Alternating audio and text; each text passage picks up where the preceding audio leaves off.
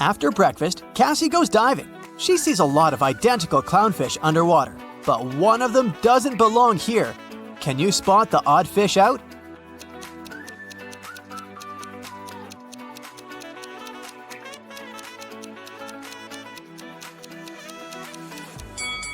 This one over here.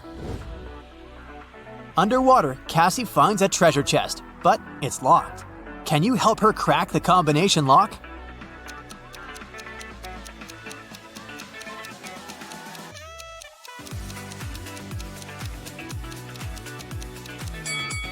There are 3 turtles painted on the treasure chest. Each turtle has a certain number of rings on its shell. It's a hint. If we count the rings, she'll get the code. 8, 4, 5. Cassie opens the treasure chest and finds a pearl necklace. She goes to the local jewelry market hoping to sell it. John says, "This jewelry is not so precious, but I can offer you $50 for one pearl." Noah says, "Trash! These pearls are fake! $5! This is my last price!" And Mia says, "Madam, we can sell it at auction. Rich guys will pay hundreds of dollars for this necklace. I can be your agent and take 15% of the revenue. What do you say?" One of these guys is a scammer. Can you guess who?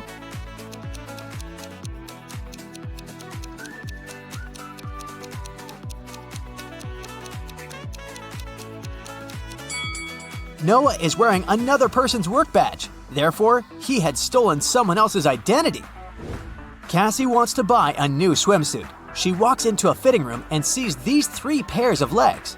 Can you guess who's broke?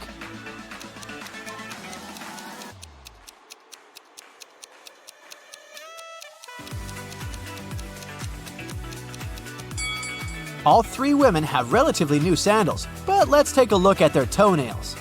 The first lady has an excellent fresh pedicure. The second one doesn't have any nail polish, but maybe she just prefers to look au naturel. And the third lady has toenails with peeled nail polish. Therefore, she's the one who's broke. In the hotel lobby, Cassie meets 2 of her roommates, Tina and Jeff. One of them is a werewolf. Can you guess who just by looking at this picture?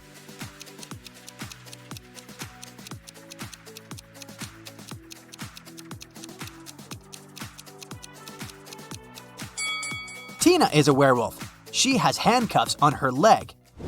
Cassie goes to the beach to sunbathe. There's a vampire on one of these sun loungers. Can you spot where exactly?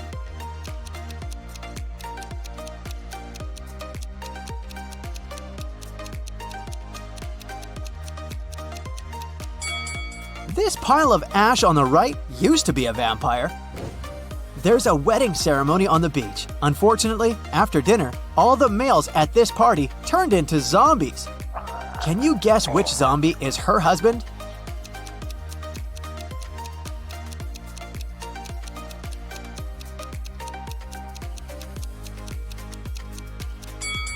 It's this guy. He's wearing a ring. In the evening, Cassie arrives at an abandoned haunted village to film a video for her vlog.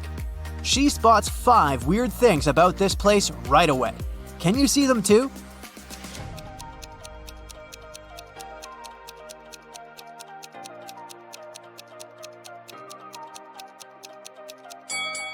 These orchids have teeth. Who left these huge claw marks on the wall of this house?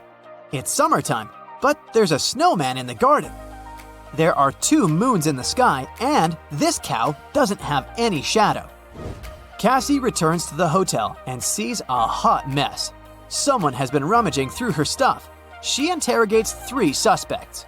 The maid says, "I cleaned your room in the afternoon. All your clothes and personal belongings were neatly folded in the closet. When I left, I locked the door." The plumber says, "I also entered your room in the afternoon to fix the toilet. Luckily, everything's fine now." And Cassie's neighbor says, "I was listening to music with headphones, so I didn't notice anything weird." Who's lying?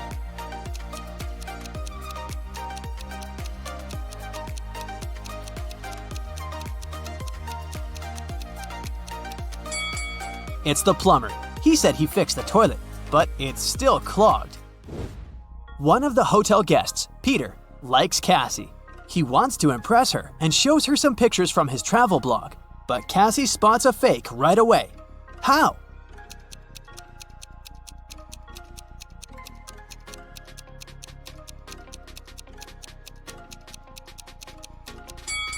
Take a look at the wind direction in this picture.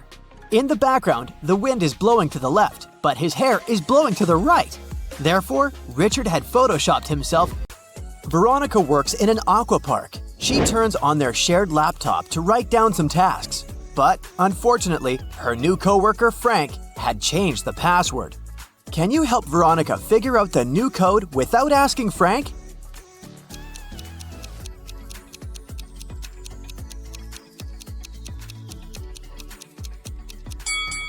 Look at this note next to the laptop. It's a hint. It says goldfish, elephant, shark, dolphin, and jellyfish. One word is different from all the others. The correct password is elephant. This is the only creature that doesn't live underwater. Veronica gets a message from Frank. He got lost in the territory of the aqua park. He sends Veronica his current location, and then his phone turns off. Veronica's watch gives her 3 routes leading to Frank, but her gadget doesn't work properly. Only one of these routes will actually take her to Frank. Can you help her find the correct way?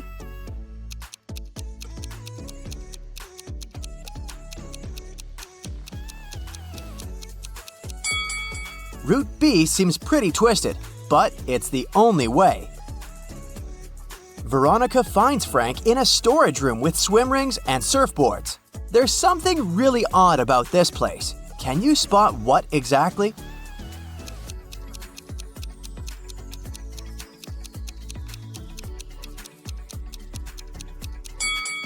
There's a shark hiding among the surfboards. The chair lacks one leg.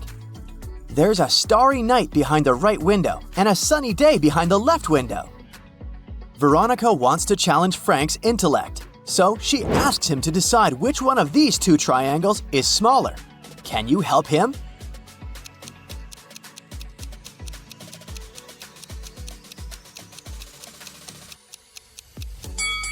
In fact, both triangles have identical sizes, but different colors create visual confusion. What about these 2 swim rings? Can you tell which shade is lighter?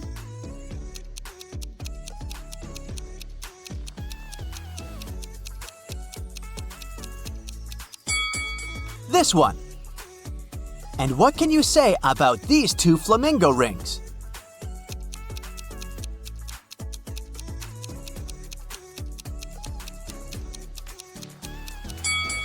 In fact, they're absolutely identical. Veronica goes to the central pool to check if everything's okay. Can you help her spot 3 weird things?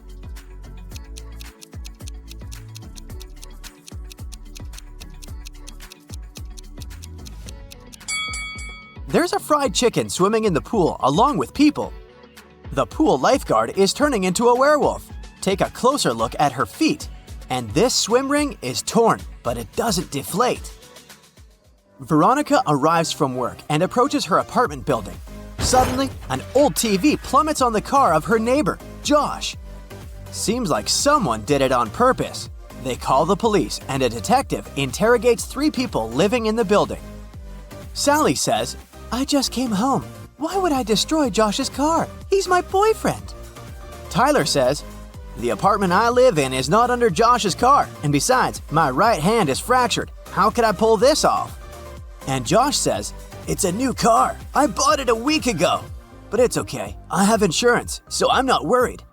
The detective figures out who did it right away. What about you?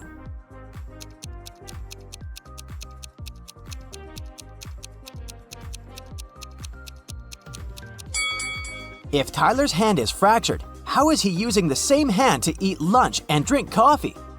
The fork he was using and the mug are both kept on the right-hand side. Veronica lives alone. She spots something really creepy and yells. Why do you think she reacted this way?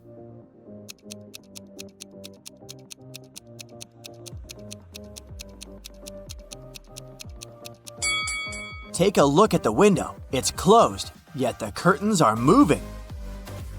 Veronica goes to the kitchen and finds another mystery. Can you guess what's wrong here?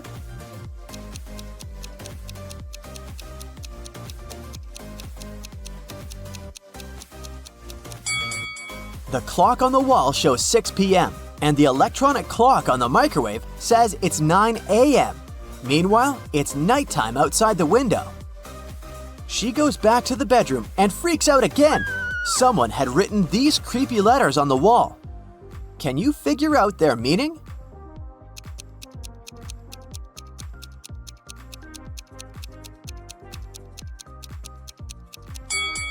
To solve this riddle, we should replace every letter in this note with the one before it in the alphabet, and we'll get library. The next day, Veronica goes to the local library hoping to learn more about paranormal activity in her house. She spots one ghost among the visitors right away. Can you find it too?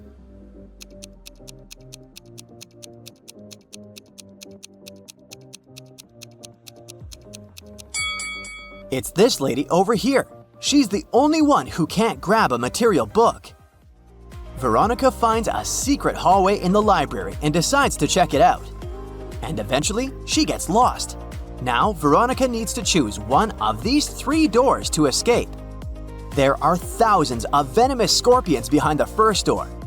The second path is all filled with the most dangerous magical potions. They are all fatal for any human when injected. And there's a tank with a family of crocodiles behind the third door. Which way should Veronica choose?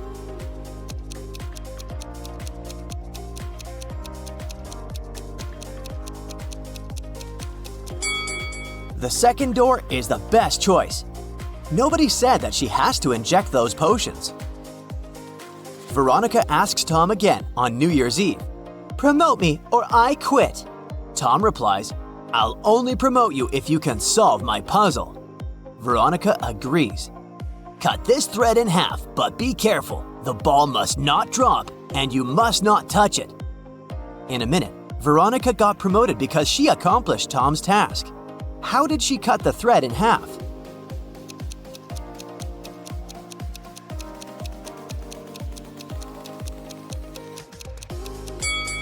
Veronica tied a knot in the middle first, and then she cut the thread in this manner. Veronica changes a 3-letter password on the office door. Now, she's the only person who knows the new code. She leaves this little clue for her colleagues. Can you figure out the password?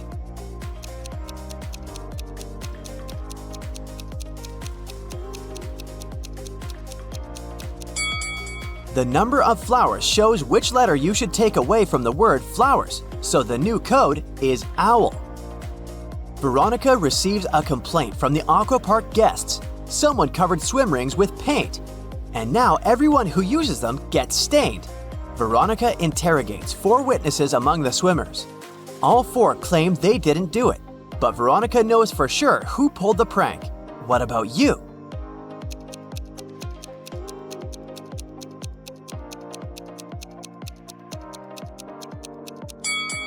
It's the third guy. All 4 witnesses are stained with paint, but this guy has dirty hands only, which means that he didn't ride the prank rings, unlike everyone else.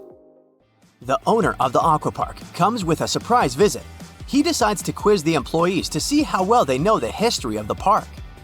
Veronica knows that the employees are not ready and secretly offers them a sly plan. When the owner asks his questions, all the employees raise their hands. Veronica picks up one person who gives the right answer. Finally, the meeting is over and the owner is very impressed. Everyone in the office raised their hand on each question even if they didn't know the answer. But still, the person Veronica picked replied correctly each time. How is that possible?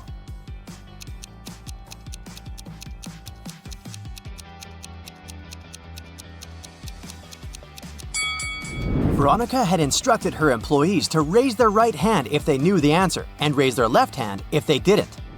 All she had to do was to always pick the one with the right hand raised.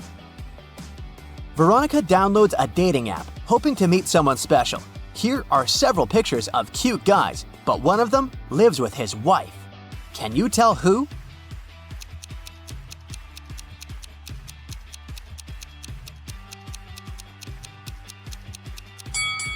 It's the second guy. There are 2 pairs of slippers on the floor behind him, and this pair is obviously too small for his feet.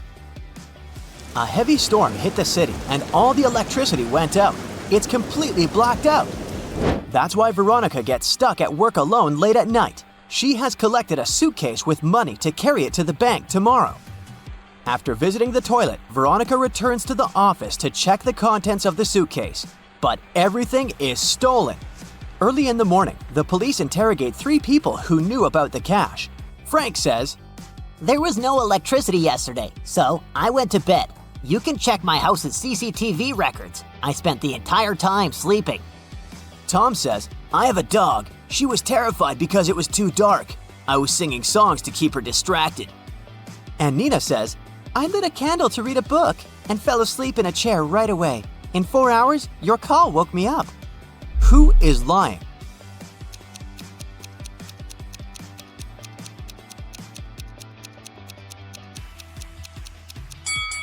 In fact, 2 people are lying here. Frank knew that nothing could have been recorded on the CCTV as there was no electricity. And if Nina really was sleeping, the candle should have burnt out in 4 hours. Ashley is a stewardess. She finds this cute puppy running around in the airport. 3 people come over and claim to be its owner.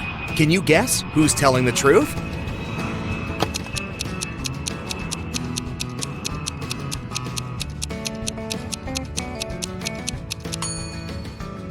This guy. His tattoo matches the dog's name. Ashley walks to her flight gate and passes by this waiting area. But then the gate changes, so she has to walk through that place once again. Ashley spots 10 differences. Can you see them too?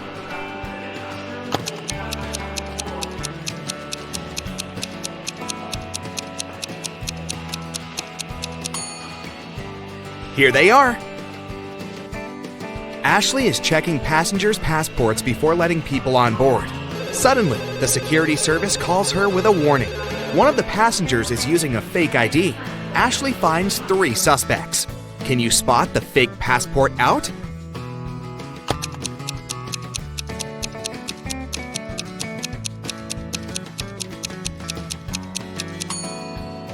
There's no February 31st, so this passport is definitely fake. Finally, the plane is taking off. Ashley takes a look at the passengers and spots 3 odd things. Can you see them too?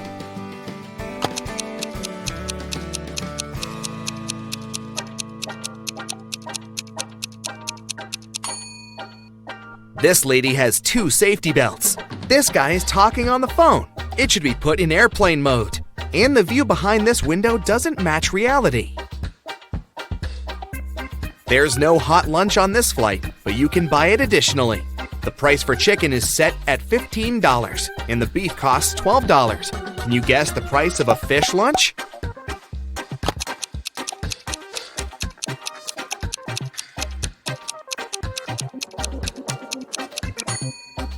The cost of one vowel is $5, and the cost of a consonant, $1. Fish has 3 consonants and 1 vowel, so it costs $8. One of the passengers, Josh, calls Ashley. He begins to complain. Someone had stolen my phone when I was in the toilet. Ashley questions 3 people sitting nearby. What happened when Josh was away? Chelsea says, "Sorry, I was watching a movie, so I didn't look around at all."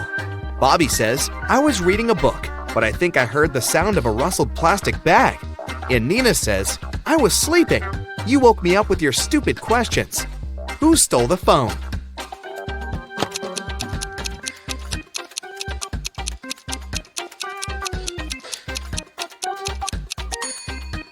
Nobody. It's still in Jeff's pocket. Ashley checks the business class passengers and spots 1 witch among them. Can you see her too?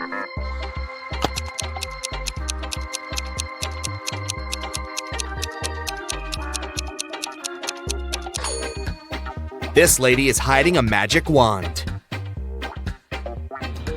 Ashley lands in a foreign country and sends her boyfriend this message. Can you guess what country she's in?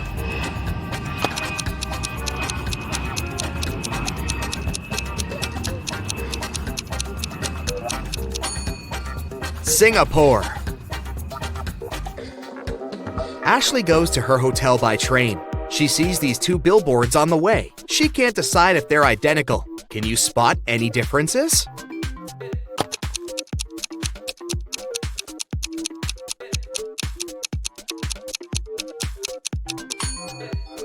In fact, there are 5 differences. Ashley goes to the local restaurant. There's an open kitchen, and she can see the chef at work. Ashley makes an order and leaves for the ladies' room for a while. When she returns, she spots 10 differences in the kitchen. Can you see them too?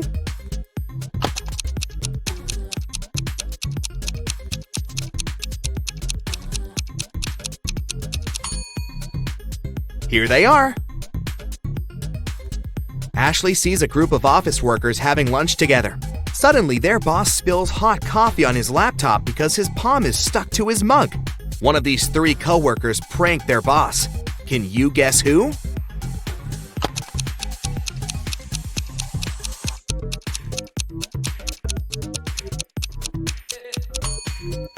It's the lady in the middle. She's wearing double-sided tape as a bracelet. Suddenly, one of the guests in the restaurant faints. The manager calls an ambulance. The doctors arrive very quickly and take him to the hospital. The police question witnesses. The cook says, "This guy didn't order any food. He just asked for a glass of water." The waitress says, "He looked so gloomy. I decided to cheer him up and served his water in a silver glass." The manager says, "He called us in advance to reserve a table in the corner. He insisted that I must send him an official invitation." And the cleaner says, "I saw him washing hands in the restroom. I swear he didn't have any reflection." Can you guess what happened here?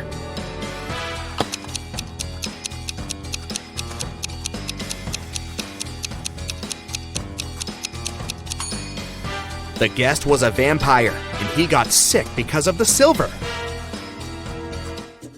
Ashley is visiting the local farmer's market. A group of tourists asks her to take their pictures. One of them is not from this planet.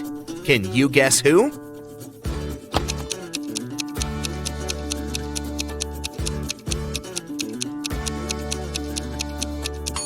This lady. She's eating a pomegranate with the peel. Ashley wants to chill at this beautiful beach, but she sees a zombie among the guests. Can you spot it too?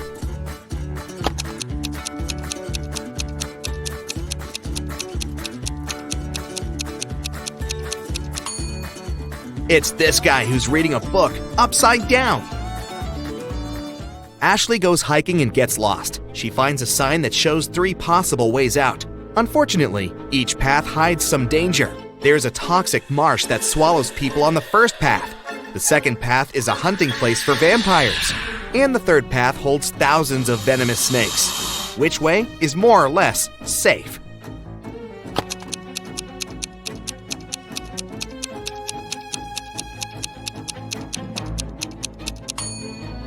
Ashley should choose the second path. Vampires only hunt at night. Ashley, Nellie, Sarah, and Melissa are coworkers and friends. They land in Paris and come to a party together. But at a certain point, they find out that Ashley had disappeared. She was locked in the basement of the music hall. Can you guess who did it?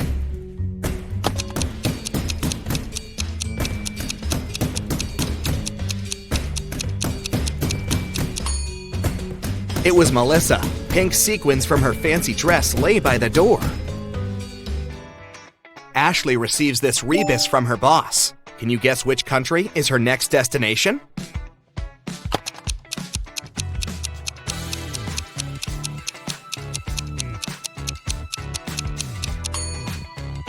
She's going to Belgium. Ashley is packing her bags for the trip. How many emojis can you see here?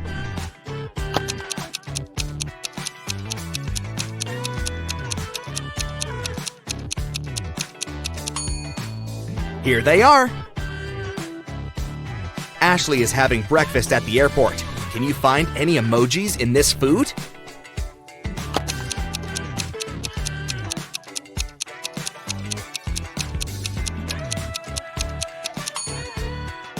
There are 3, actually. In the waiting area, Ashley meets her old school friend, Kelly. They go to the local coffee shop to chat. Suddenly, Kelly begins to yell, "Please help me! My suitcase is gone!" Ashley questions 3 witnesses. One of the passengers, Paul, says, "This is my suitcase. I've already wrapped it in plastic to protect it from scratches." Nina says, "I went to the restroom and asked the barista to look after my luggage." And the barista says, "I looked after Nina's luggage and I didn't look around. Sorry. Can you figure out the thief?"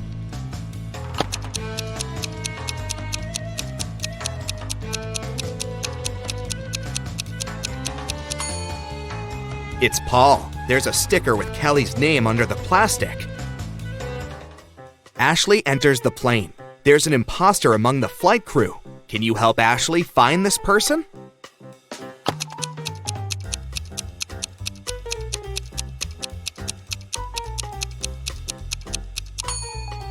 It's this stewardess. Take a look at her uniform. The air company logo is a little different compared to all the others.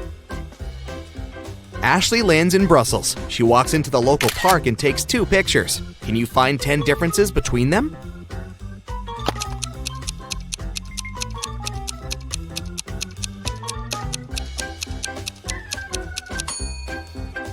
Here they are.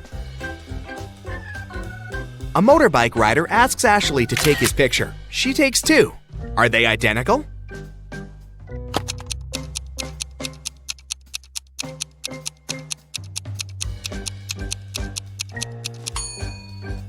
There are 3 differences, actually. In the hotel, Ashley meets an opera diva, Esmeralda, who's having a world tour. She has visited almost all the countries, and she has finally arrived at the last one. Oh, no. In the morning, a maid finds Esmeralda unconscious in her room. The police arrive and find out that Esmeralda was poisoned. They question the suspects. Esmeralda's husband says, "She wanted to be in bed early, so I went to the lobby for the night." Esmeralda's manager says, "I was in my room all evening. I was preparing for the concert." And the hotel waitress says, "I only brought her juice in the evening. She was fine." The police check fingerprints in the room and find many prints on the glass. Who poisoned Esmeralda?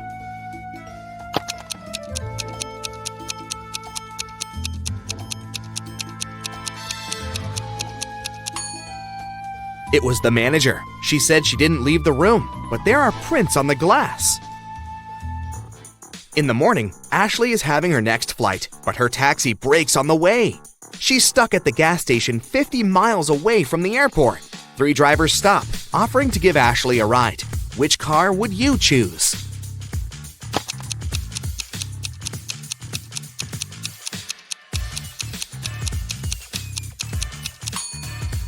The first car is stolen. And the 3rd driver is a runaway criminal, so Ashley should choose the 2nd car. Ashley returns home and puts all her cash into her stash as usual. The next evening, she returns home and realizes that someone had stolen her money. How did she guess?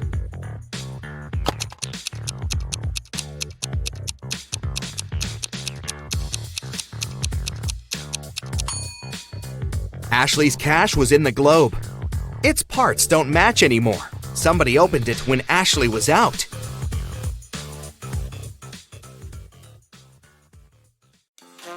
Allie and Zara went skiing. Take a close look at both of them. Which girl is in danger?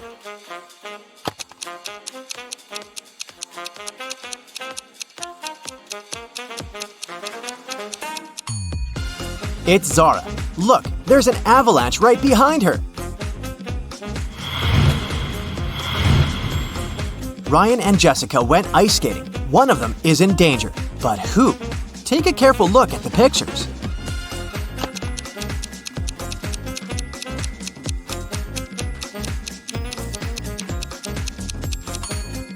It's Ryan. The ice where he stands is cracking.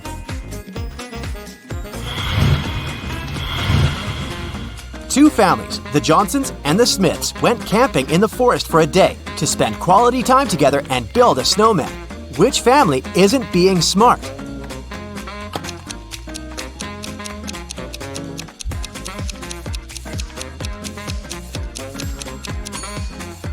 Look, the Smiths stopped right under a dangerous tree. The branch can fall off. It's not the best spot. They should definitely move as soon as possible.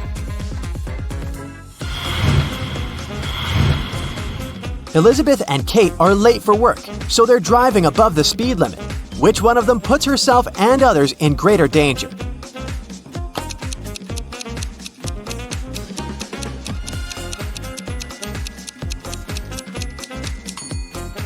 Elizabeth. The road she's driving on is icy. Kate isn't being the most careful person as well, but at least the road she's driving is clean.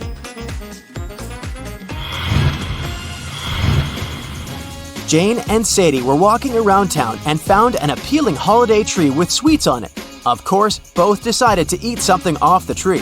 Which one of them isn't being smart?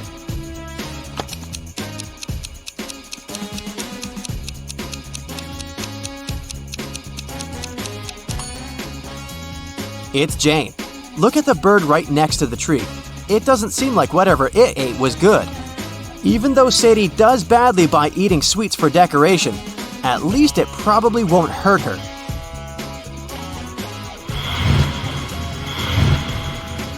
Mrs. Bell has 3 daughters, Alyssa, Cassidy, and Poppy. She's about to have another girl. What do you think she'll name her? Stella, Wendy, or Haley?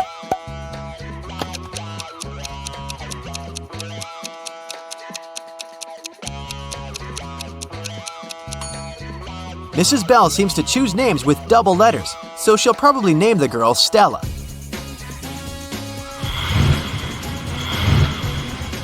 Mrs. Jones is a math teacher who has 3 students she is teaching privately. One day, she walked into the classroom and saw that someone had broken a window. Of course, all of them denied doing it. Alice, Bea is lying. Bea, Cece is lying. Cece, both Alice and Bea are lying. Only one of the students is telling the truth. Who?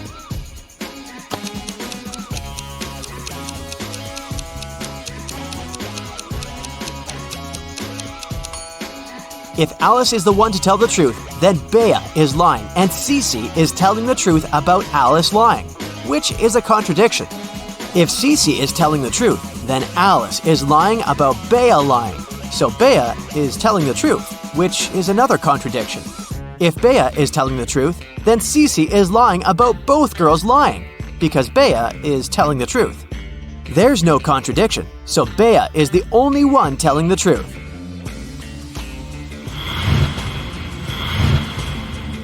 Mrs. Rowan is an owner of a successful startup, and she's looking for an intern to do data analysis. She's looking through resumes and she needs to decide whom to invite to an interview. Take a look at the interviews one by one and try to figure out which ones aren't fake. Here's the first one. What do you think? Should Mrs. Rowan invite this candidate for an interview?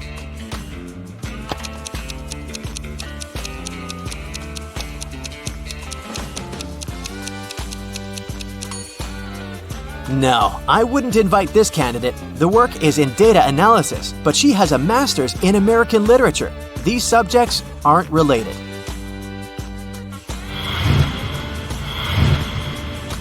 Okay, here's the next candidate. What do you think? Should Mrs. Rowan speak with her?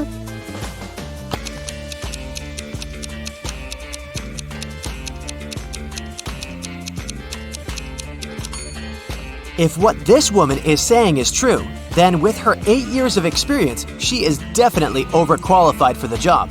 I wouldn't invite her. Okay, here's the next candidate. Do you think this one is worth the shot? Will you recommend inviting her for an interview?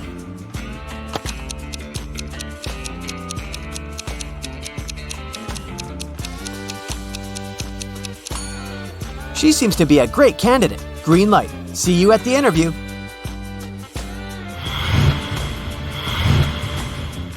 What about this young man? Should Mrs. Rowan give him a chance?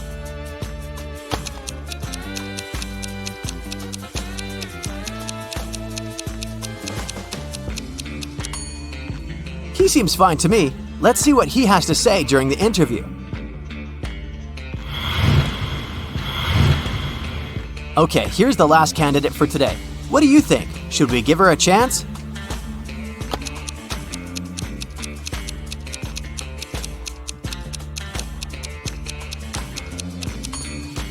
Well, she sounds reasonable. Let's give her a chance, and Mrs. Rowan will see how she does during the interview. So, all in all, we invited 3 candidates. Good job!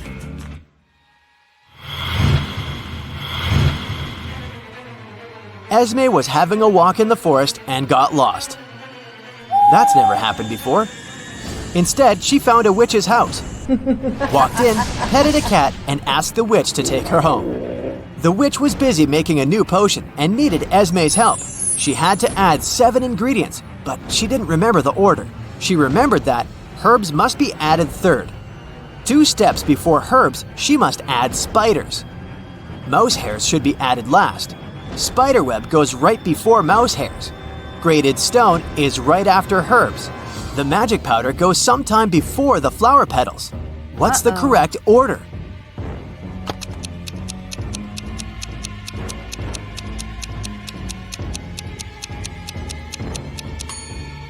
We know that herbs go third. If spiders are 2 steps before then they're the first ones.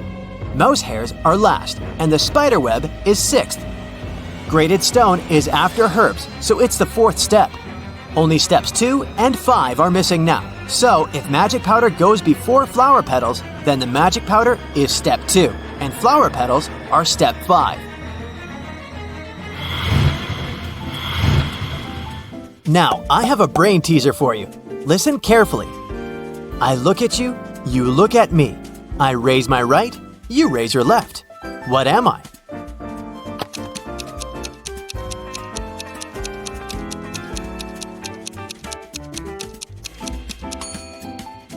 Of course, it's your reflection in a mirror.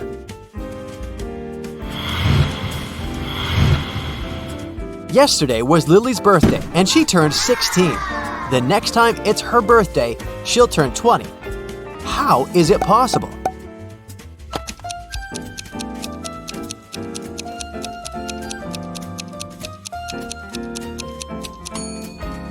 Lily was born on February 29th, which only happens once every 4 years. She'll get older, but her exact birthday will be only in 4 years when she turns 20.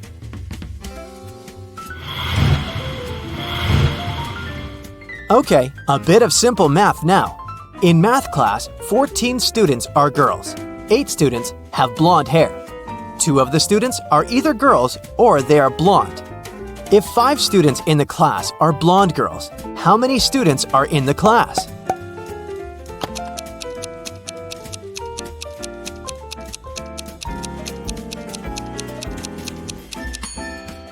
Okay, so if there are 5 blonde girls and 8 blonde people, it means that there are 3 blonde guys. Plus, possibly some more guys who aren't blonde. The riddle says that 2 people aren't girls and aren't blonde, so that's them. So, 14 girls plus 3 blonde guys plus 2 non-blonde guys make it 19 students in the math class.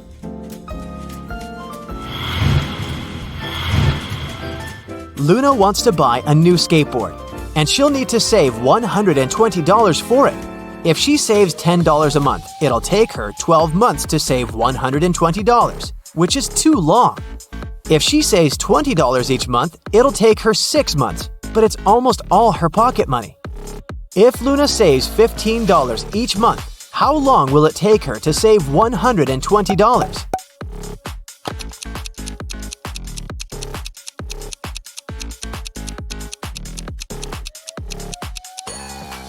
It'll take her 8 months.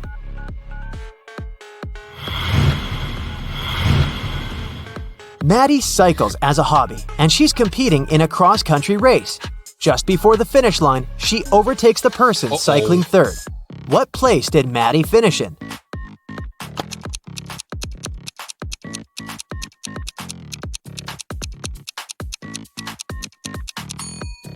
She overtook the third racer. She became third herself.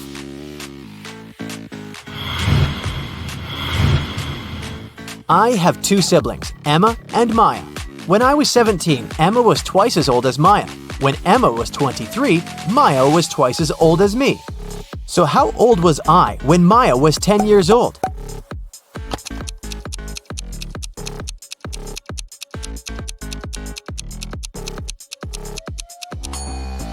8 years old. A group of high school students is going on a trip by bus, and their teacher should arrange the seats.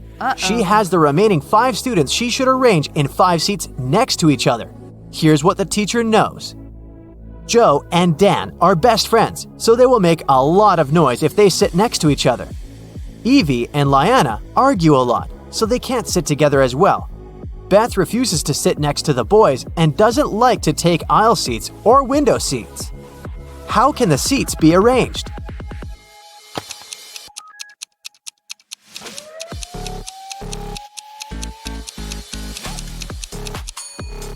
Since Beth doesn't like aisle and window seats, she will have 2 neighbors, and both of them should be girls.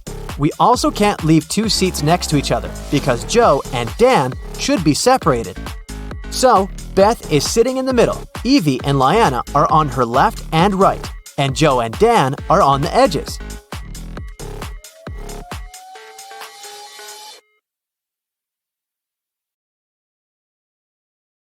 If you had problems with math in school, maybe they weren't teaching you the right way. Today, I'll teach you some basic math visually, and Latin letters and numbers will finally make sense to you. I promise. Let's start with this one. Do you remember this basic equation? A plus b squared? It's equal to a squared plus 2 times a multiplied by b plus b squared. We learned it as a rule and accepted that it's true, but now I'll make you see that it's indeed correct. Let's have a square with a side a plus b. That's the left part of the formula, right? One side is a plus b, and the other side is a plus b. So, the space of the square is a plus b squared. Now let's break the square into 4 pieces like this. There's a square with a side of a in the space of a squared, and another one with a side of b in the space of b squared. In addition, 2 rectangles are formed with a side A and a side B. So, their space is A by B. This is exactly the right side of the formula. So, now you can see that these spaces are exactly equal. Now let's have a visualization of a similar formula, but with a minus. A minus B squared is equal to A squared minus 2 by A by B plus B squared. We'll start with a square with a side A. So, the area of the square is, without a doubt, a squared. Then, since we have the subtraction on the left side of the formula, we need to make the side smaller by b. So, we divide it like this, with this side being equal to b. Now, this square right here has a side of a minus b, and its area is a minus b squared, which is the left side of the equation here. Now we need to track how we get it. We start with the big A squared square. Then we subtract this rectangle whose area is equal to a times b. We still don't have the square we need, so we need to subtract the area of the other a times b rectangle here. But it's now missing a piece. So, before we can do that, we need to add the b squared. Yes, and now we subtract another AB rectangle. So, as you see, now we got the area of a minus b squared, just like the formula tells us. One of the most famous theorems of geometry is the theorem of Pythagoras, which states that for a right triangle, the square of one side plus the square of the other side is equal to the square of the hypotenuse. So, a squared plus b squared equals c squared. Now, let's prove that it's right for any right triangle. But, of course, we're going to do it visually. So, here's our right triangle. Let's denote its sides as A, B, and C. Now, let's duplicate the triangle and make 3 more that are exactly like the original one. I'll arrange them this way. They're now forming 2 additional shapes, this one around and this one in the middle. You guessed it right, both of these are squares. But how do we know that? Let's start with the big one. First, it has 4 right angles, which makes it some kind of a rectangle. To be a square, all 4 sides must be equal. And, indeed, they are. Look, this is the side A of a triangle, and right next to it, there's another triangle with the side equal to B. So, the side of this big figure is A plus B, right? Now, this is another A, and this is another B. So, this side is A plus B too. Off to the third side. Since it's the exact same triangle, then this is A. The fourth triangle is the same too. And this part is equal to b. The fourth side is equal to a plus b as well. Now, we established that the big figure is a square with a side of a plus b. So, the area inside it is a plus b squared. But what about the other shape, the one that's inside? As you remember, this one is c from the original triangle, but the other triangles are the same. So all four sides of the shape are equal to c. So, it's another square with an area of, you guessed it, c squared. Okay, we remember it. In fact, let's make a duplicate of that square and put it aside for a little bit. Now let's rearrange the triangle like this. You see, now there are three squares formed. There's this one. This side is b, and this side is b too. So, it's a square with an area of b squared. And there's another one. This is side a, and this is side a. So, it's a square with an area a squared. Now all together, they form a bigger shape. Once again, it's a square. And one, we already know, a square with a side of a plus b in the area of a plus b squared. Okay, so do you see where I'm driving at? We had this a plus b squared square that was filled with four triangles and one c squared square. Now, I have the same a plus b squared square with the same four triangles, but two smaller squares, a squared and b squared. So, it seems like c squared is the same area as a squared plus b squared, and this is exactly our proof. This is just one of over 300 proofs this theorem has so far. Maybe you can come up with some other one. Now, we all know the formula for the area of a circle. It's the squared radius multiplied by the mysterious number pi. Now, it's time to show you the visual proof of it. Let's draw a circle, and we want to figure out what its area is. We divide it into several equal parts, let's say into 8 parts, for starters. We can arrange these 8 parts into a rectangle-like shape. Still, this doesn't help us much to figure out the area. Let's divide it into 16 pieces then, and once again, rearrange them trying to form a rectangle. Now, it's already closer, but still not enough. We make more pieces, and they turn smaller. It's 24 now, and the rectangle is more distinctive now. Do you see what I'm getting at? The more pieces we divide the circle into, and the smaller they are, the closer they are to being a perfect rectangle when we rearrange them. The smaller the pieces, the closer it gets. Look at this one now. Divide, rearrange.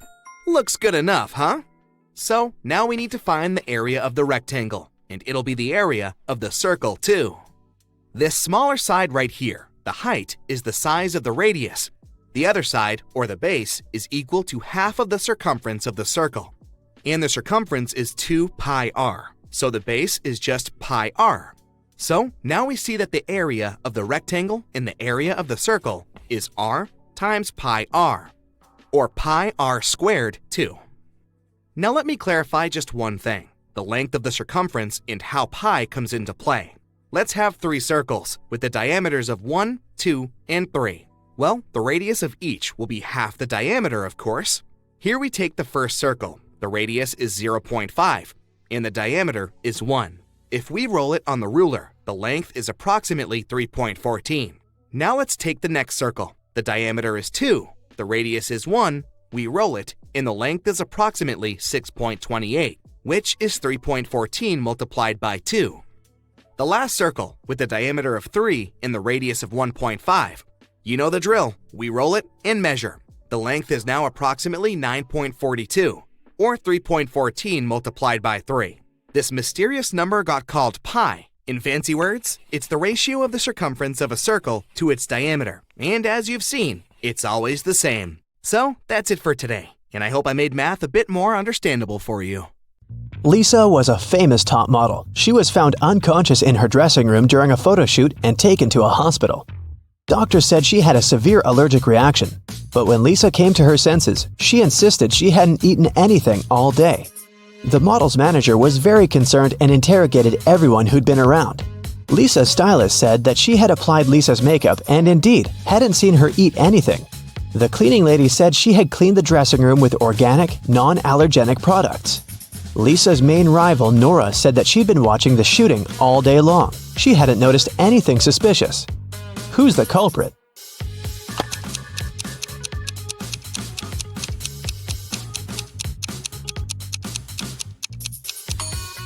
It was the stylist. Lipstick was the only thing Lisa could have swallowed that day. In the middle of the night, Dennis woke up because of a loud crash. One of the kids must have been out, but they know they aren't allowed to leave at night. The man went to check on the children. All three of them, Catherine, Ruth, and Larry, seemed to be sleeping peacefully. Look at the kids and try to figure out who sneaked out of the house.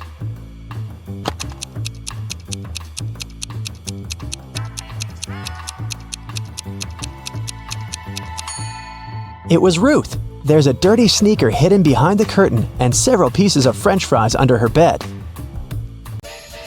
Brenda was traveling by train. It was scorching hot in the carriage. The girl took off her gold bracelet decorated with diamonds and put it on the table in front of her.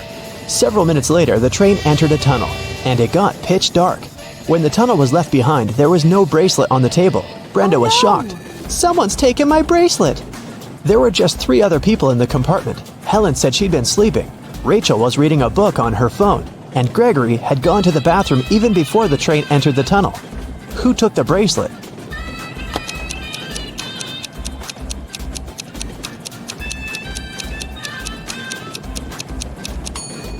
It was Helen. At first, she had her sleeves rolled up, but now they're covering her arms down to the wrists, hiding the bracelet. Sarah bought some ice cream on Saturday, but kept the flavors in secret. When she woke up on Sunday, all the ice cream was gone. She asked everyone in the house if they knew anything about it. James answered he had gone to work early that morning and hadn't seen anything. Mary said she wanted to have the new caramel ice cream in the afternoon. She felt bad she was going to miss it.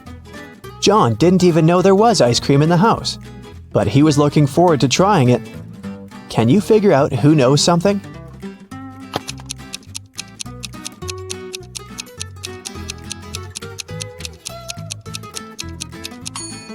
It's Mary. The ice cream flavors were a secret. She couldn't be sure there was a caramel taste among them. Can you tell who's a real mermaid here?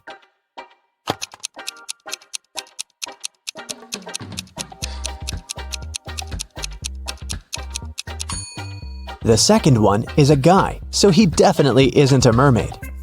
The girl on the right is chilling in the sun, and she's out of the water. Mermaids wouldn't do that because they dry out in the sun. So the real mermaid must be the one on the left. There were some thefts at the supermarket. There were 3 cases in total, in January, April, and June. The security camera recorded these videos. The security officer tried to have a closer look and suddenly noticed one detail. After that, the identity of the thief became clear. What did he notice?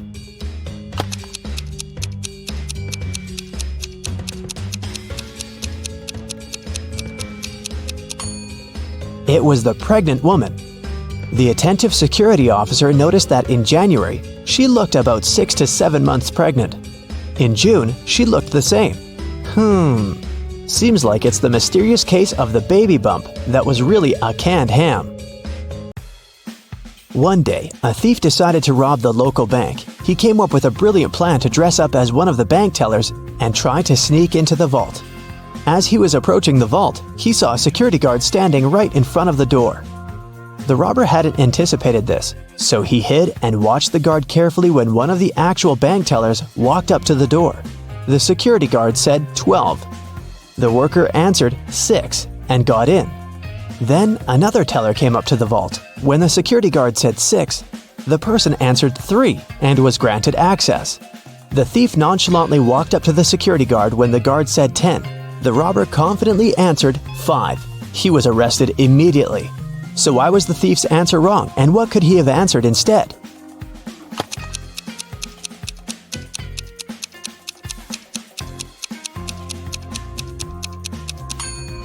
The response has to do with the number of letters in the word. 12 has 6 letters, so the answer is 6. 6, in turn, has 3 letters, so the answer is 3. Well, you can see by now that the robber should have said 3. Looks like he wasn't as brilliant as he thought. In a city's museum, an expensive golden egg covered in diamonds went missing. The museum workers noticed it in the morning and, of course, they immediately reported the theft to the police. The city's best detective started investigating the case. She carefully looked through the footage and identified 3 main suspects. Then she saw a handprint on the glass the egg was placed behind. Take a look at these handprints and at the suspect's hands. Who is guilty?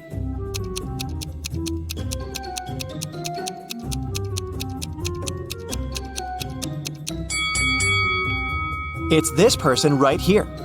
Look, the prints of the fingers aren't full because something came in the way. This person is wearing rings right there, so it's their print. In a little town, someone stole an expensive silver collar for a cat, covered in diamonds and precious gems. The shop's owner called the police, and the investigation started. There were 3 suspects. Mr. Johnson said, I came to look for earrings for my daughter's birthday. We don't have any pets. Mrs. Martin said, I got a bracelet for myself. I didn't steal anything. Mrs. Tanner said, I have no idea what you're talking about.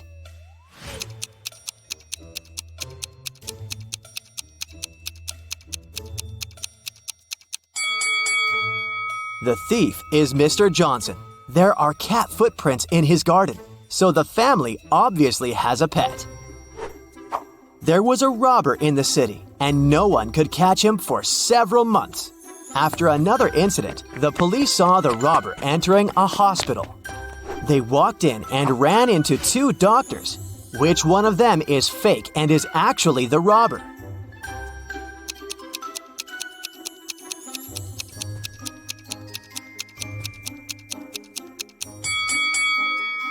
It's this guy, the one who's wearing headphones instead of the stethoscope.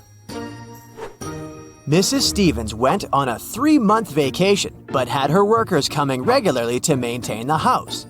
When she returned, she realized that one of the workers was skipping quite a bit of work once in a while, going on an unplanned vacation themselves. Who was it? A gardener who takes care of the outside garden, a housekeeper who takes care of everything in the house, or a painter who is coming to paint her house.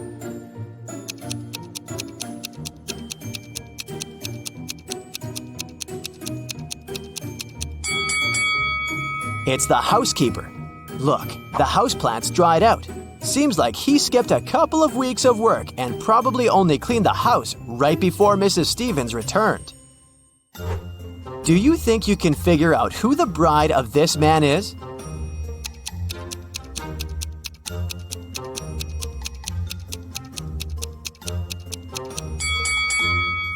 It's this woman right here.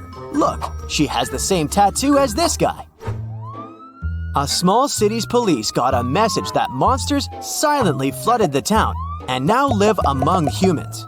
It's not a problem, but the police decided to identify them all to keep an eye on them. Can you help the police identify in which houses the monsters live?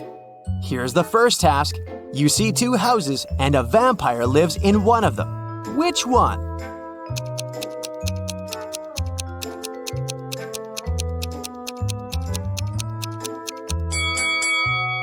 It must be this house, the dark one where the blinds are closed on all the windows. Vampires don't like sunlight. Okay, the next task is to find the house of a mummy. Here are 2 possible options. Which house does the mummy live in?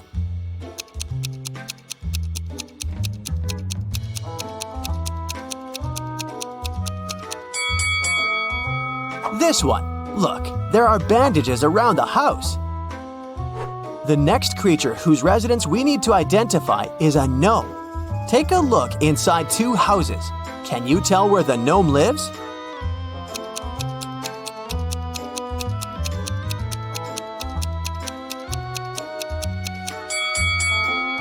Probably in this house.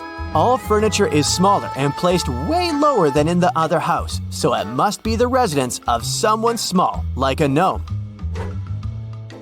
Now, we need to find the house of a centaur. Take a close look at both houses. Can you identify the one?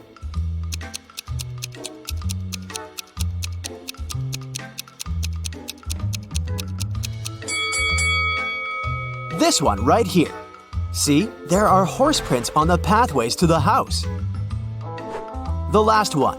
A real witch lives in one of these houses. Can you tell where you're most likely to be bewitched?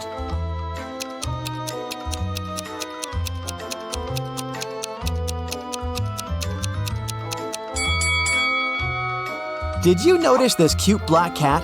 That's a famous witch sidekick, so my bet is on this house. On a cold January night, Delaney was found unconscious in the cloakroom when her best friend Jane came looking for her. She was at a house party with a bunch of college students.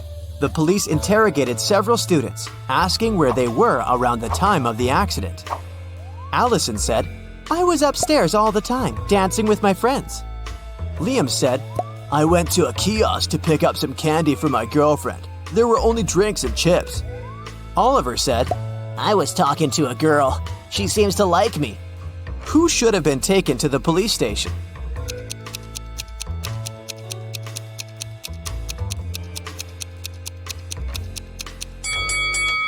Liam. It's a cold night, and he would need a jacket to go to a kiosk.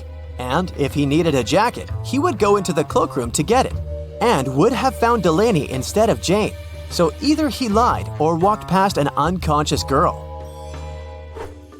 Ronan Collins, a successful businessman, went missing. His family reported it to the police.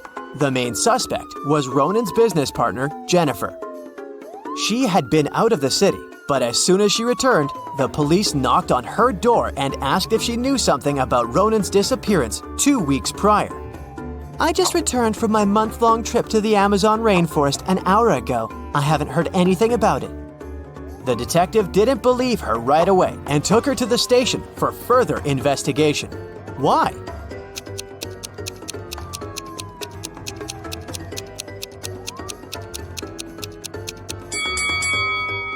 From the photos, we can clearly see that Jennifer dyes her hair.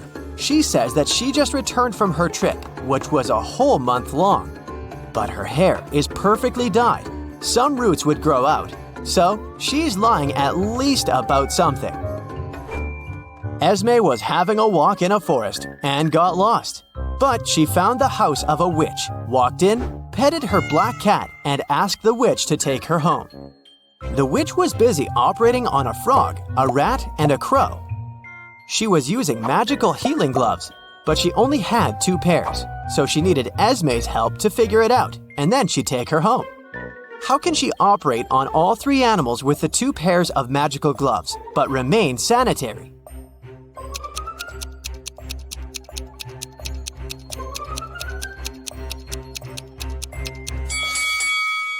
The witch should operate on the frog wearing the first pair of gloves over the second one. Then, she should operate on the rat using just the second pair. Finally, she should operate on the crow wearing the first gloves inside out, worn over the second glove. Detective Callum had to travel to a small neighboring city where dogs were being kidnapped every night, right out of the house. There were already 4 of them missing, and all of them were living on the same street. Mila was kidnapped first, then Karma the next night. After that, it was Jake, and then Mr. Sniffer. There were just 3 dogs left that lived on the street. Can you figure out which dog is going to be the next target?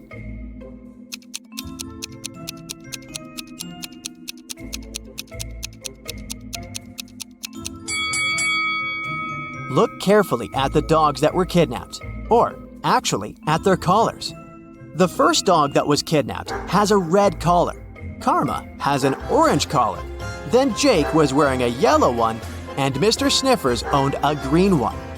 Seems like they're being kidnapped in order of rainbow colors. So, the next target should be this dog, the one wearing the blue collar.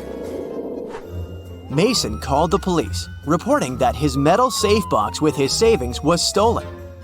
He walked into his bedroom right in time to spot the robber throwing the safe out of the window and disappearing in the window right after. So, Mason wanted the robber caught, or his insurance to pay him the money he had lost. The detective came to investigate. "Did you touch anything in the room after the incident?" he asked. "No, I came straight to you." "Then there was no robber," the detective concluded. Why?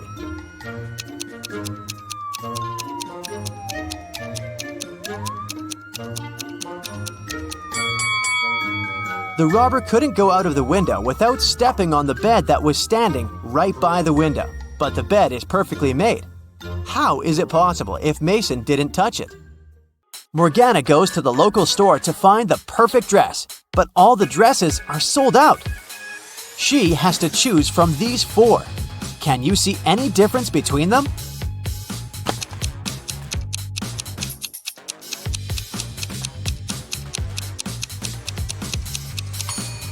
The third dress has a slightly different lace decor. In the evening, Morgana is walking to the dormitory through the garden. She finds her roommate, Elle, lying unconscious in rose bushes. Teachers conclude that someone had put a sleeping curse on her.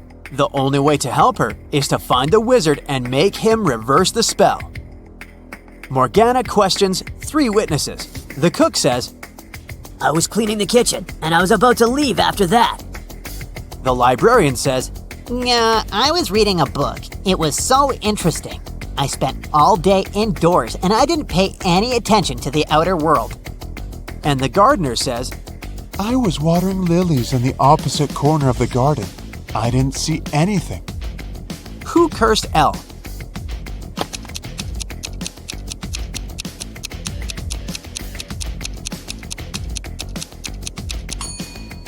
It was the librarian. She got her shoes dirty in the mud while putting the spell on Elle in the garden. Finally, Morgana goes to the prom with Merlin. They take part in a dancing contest, but fail to make it to the final. These couples are the top 3 finalists. Suddenly, the winning couple turns into frogs. The local doctor checks the frogs and finds out that someone had poisoned them with a magic potion. But the dancers ate the same food and drank the same drinks as everyone else at the party. Can you guess what happened here?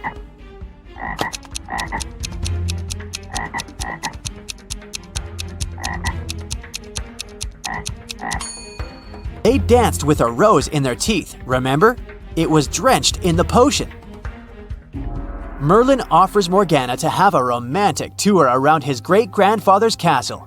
He says, "This place is abandoned. No one has entered it for 100 years. Wow, let's explore it." Morgana finds 4 odd details in the living room. Can you see them too?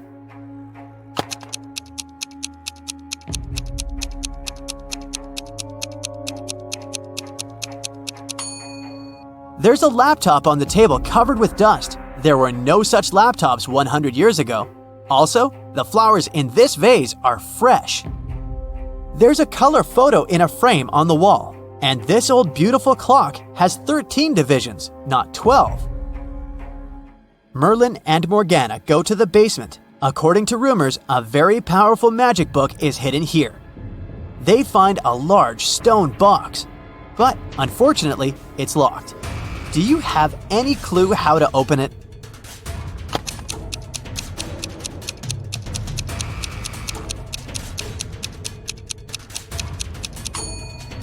This odd boss relief with magical runes is a combination lock.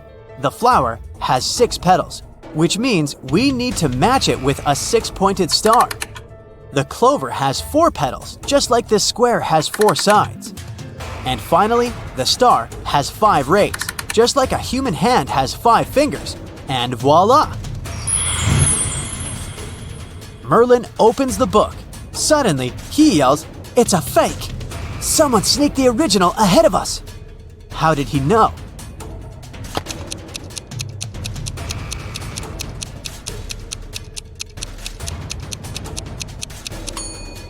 There's a modern barcode on the cover of this book. Morgana and Merlin find a note in the fake book. Can you help them crack this hint?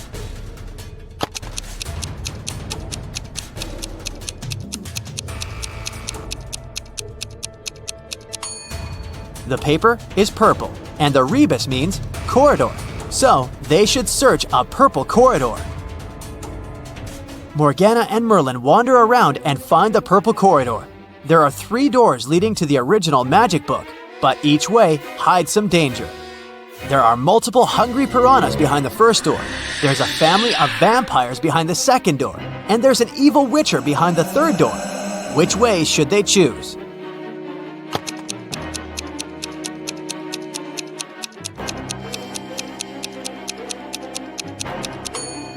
Morgana and Merlin walk through the first door. Piranhas can't survive without water, so they're not dangerous.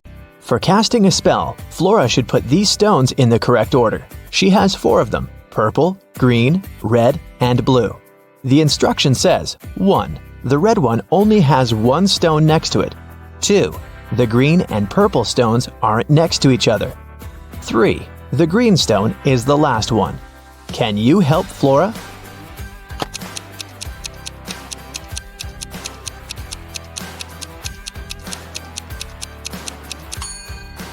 If the red stone only has 1 other stone next to it, then it's either the first one or the last one. But since green is the last one, then red is the first one. If the green and purple stones aren't next to each other, then there's the blue stone between them. So, the correct order is red, purple, blue, and green. It was midday. Kaylin was exploring a big local forest. She found an abandoned mansion and entered it. The door closed behind her back and wouldn't open. Oh no! Kaylin got trapped inside. There were 3 other doors leading to freedom, but there was a catch. Behind the first door, there was a huge pit that would take her miles underground. Behind the second door, there was a magnifying glass that concentrated sunlight and burned everybody and everything that entered. Behind the third door, there was a hungry and dangerous lion that would eat anybody and anything that entered. Uh-oh. How can Kaylin escape?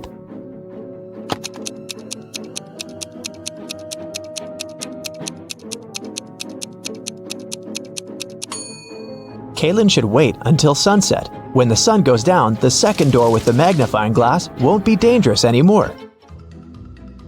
Amelia, Belle, Chloe, and Della are identical quadruplets who always prank people. One day, one of the girls' teachers had to let Amelia leave the class early. She had a doctor's appointment, but the woman wasn't sure which girl was Amelia. The quadruplets had decided to help her. Here is what they said. Amelia is one of the girls standing in the middle. No, Amelia is one of the girls standing on the sides. I'm Amelia. I'm not Amelia. 3 girls lied and 1 told the truth. Who is Amelia?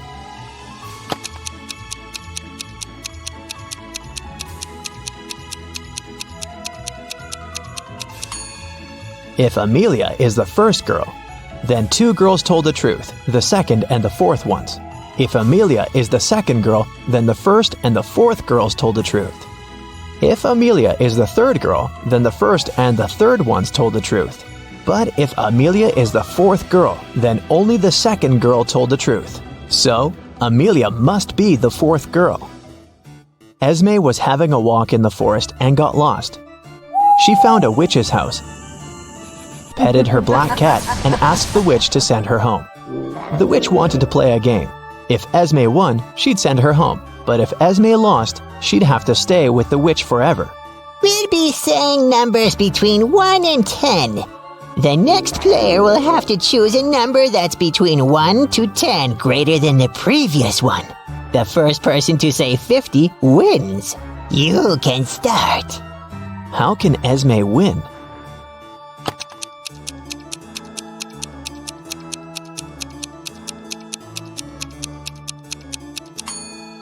If she wants to say 50, she needs the witch to say a number between 40 and 49. So, before 50, she has to say 39. If she wants to say 39, the witch has to say a number between 29 and 38. So, Esme has to say 28, and before that, 17, and before that, 6. So Esme must start with 6 and then say 17, 28, 39, and 50. Cassidy woke up in a dungeon and couldn't remember what happened to her. She needed to get out, but the door was locked and required a password. Can you guess what the password is?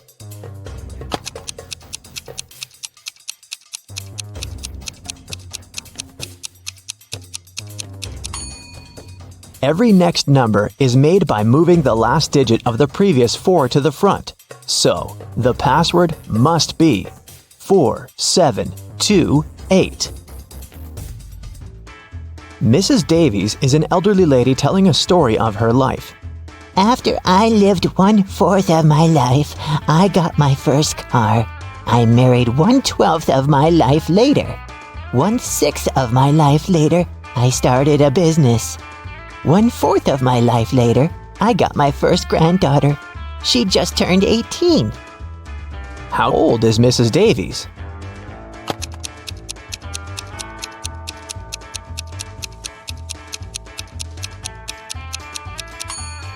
Let's say Mrs. Davies is X years old.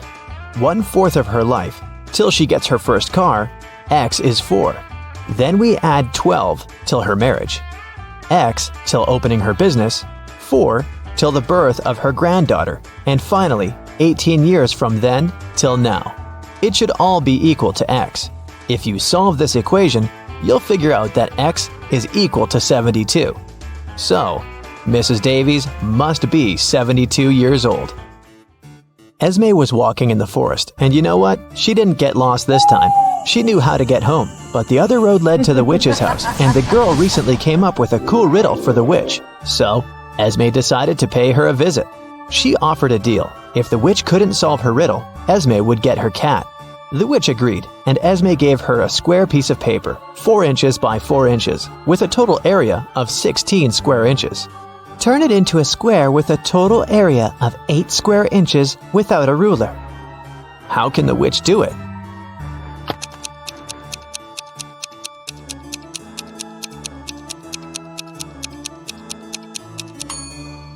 The witch should fold the 4 corners of the square towards the middle. This way, she'll get a square that is exactly twice as small as the original one. Apparently, the witch gets to keep her cat this time. There's a box filled with balls of different colors, 5 red ones, 8 blue ones, and 11 purple ones. Allison has a tricky task. Blindfolded, she has to keep picking up balls until she's sure that she has balls of at least 2 different colors. What's the minimum number of balls she should pull out of the box?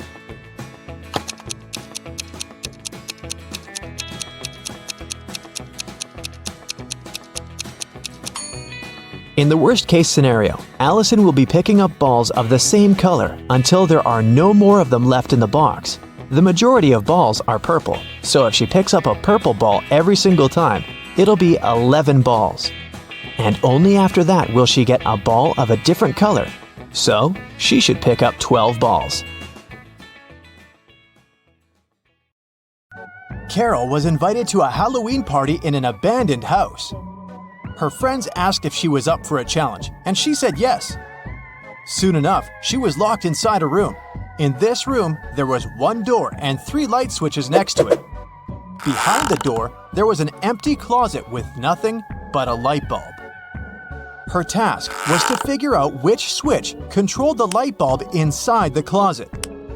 She could flip the switches however she wanted, but once she opened the door, she couldn't touch the switches anymore. Sometime later, she managed to get it right. How did Carol do it?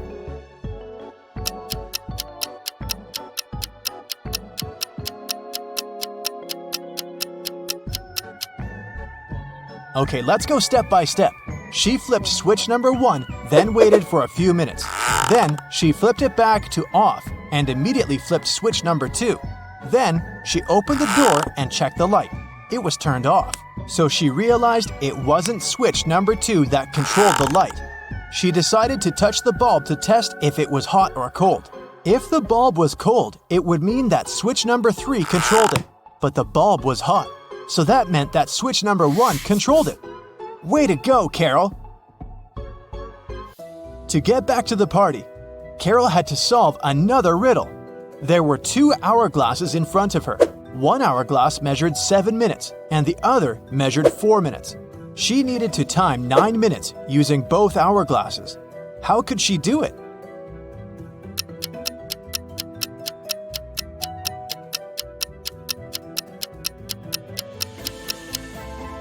First, she turned over both hourglasses at the same time. By the time the 4-minute hourglass was done, the other one still had 3 minutes left. Carol flipped the 4-minute hourglass over again.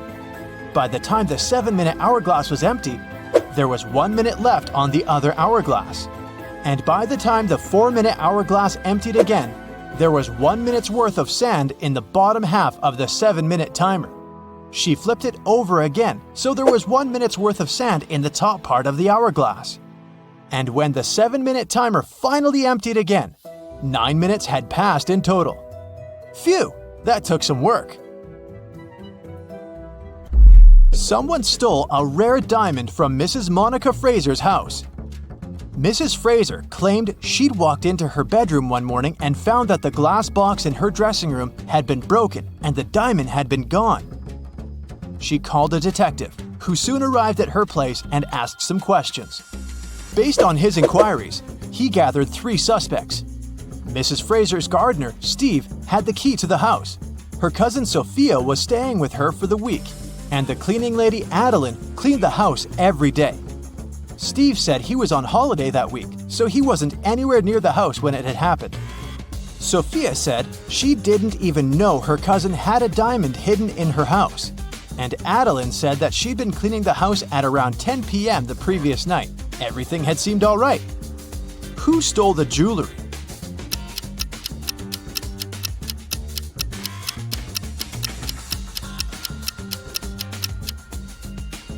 It was the cleaning lady. It seems that right after she broke the glass and stole the diamond, she also wiped off the pieces of glass left on the floor. On a cold winter day, Jason woke up after a medical procedure.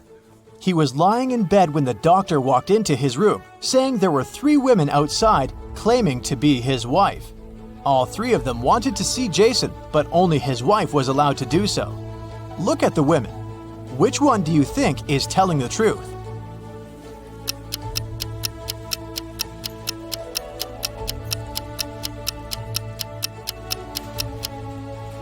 The woman wearing a white shirt is the only one that has a ring on her left finger.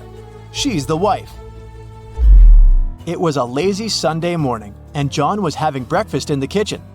Suddenly, he heard glass shattering. He walked into the living room and saw that someone had just broken one of his windows. He was mad and decided to go outside to see if he could find the culprit. There were only 3 people in the street, so he talked to each of them. The first was one of his neighbor's children. He was coming back from his football practice, holding a ball in his hands. He said he'd been going home at the time of the incident. The second person was Stephen, John's neighbor and longtime friend. He was carrying a toolbox. The man said he decided to come home to fix John's window. The last person was Julio, a mailman. He was riding his bike, throwing newspapers on people's front lawns. He said it had been hours since he'd passed John's house. Soon enough, John figured out who had done it. How?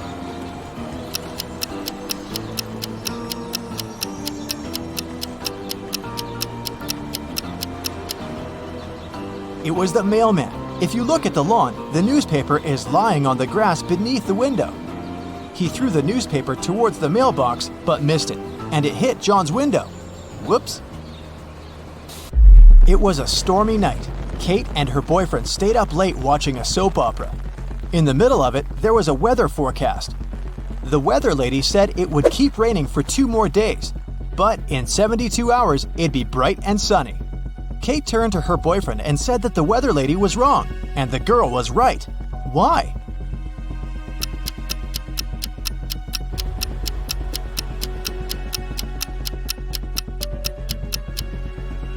Because in 72 hours, it will also be nighttime, so it can't possibly be bright and sunny.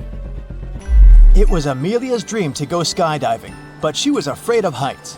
One day, her friend took her to fulfill her dream. Amelia jumped from an airplane without a parachute and didn't get hurt. How is that possible?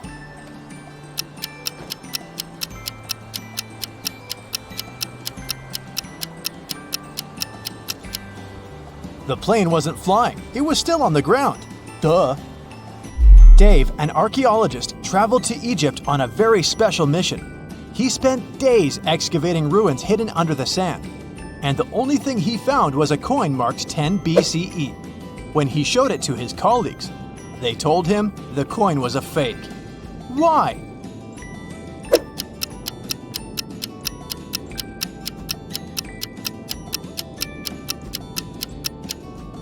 Well, because the designation BCE didn't appear until after the beginning of our era.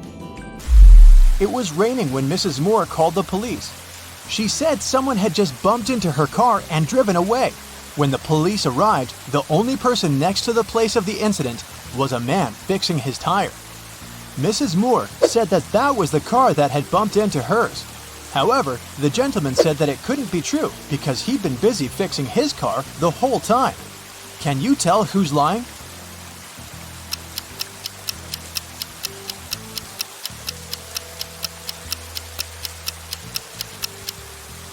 It's the guy fixing his car. The rain started just recently. If he'd been fixing his car this whole time, the ground underneath it would be dry. But look, it's wet. This means he's just arrived there and is actually the one responsible for the incident. 4 friends decided to meet up for coffee one afternoon. Someone asked which one of them was the oldest, and they answered with a riddle. Mia is 3 times older than Anna, but 3 years ago, Anna was a year younger than Claudia is now, and Olivia is twice as old as Anna. So can you put the girls into order by age?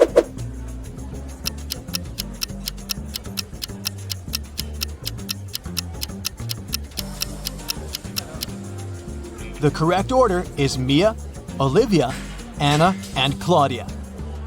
Here's a quick one. What belongs to you, but others use it more often?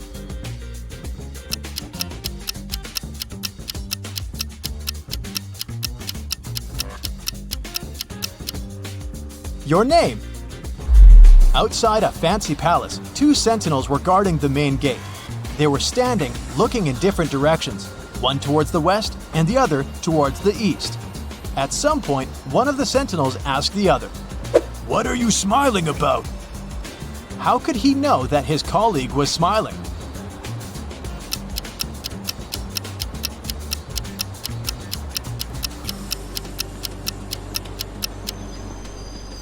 Well, despite the fact that they were looking in different directions, they weren't standing back to back. They were facing each other. Kevin was away on business and had to spend the night in a hotel. After a full day of meetings, he returned to his room to get some rest. He went to bed but couldn't fall asleep. After tossing and turning in bed for hours, he called someone, didn't say a word, and then finally fell asleep. Who did Kevin call? And how could he finally fall asleep?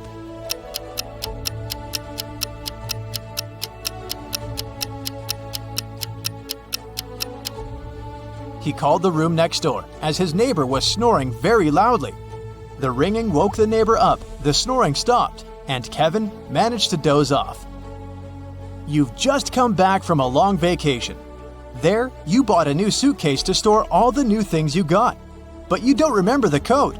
Luckily, you left yourself a note on your cell phone to help you decipher the code to open the lock. 682. One digit is right and in its place. 614. One digit is right but in the wrong place. 206. 2 digits are right but both are in the wrong place. 768. All digits are wrong. 380. One digit is right but in the wrong place. What's the 3-digit code?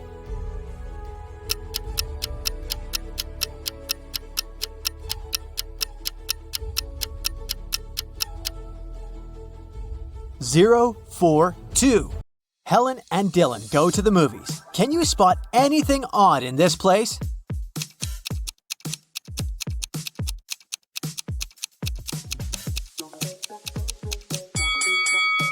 There's a spider hiding in this guy's popcorn. This lady has a working camera, which is not allowed in the movies. The seats are numbered in a random order in this row, and there's a monster hiding behind the seats. Can you spot a criminal among these 2 truck drivers?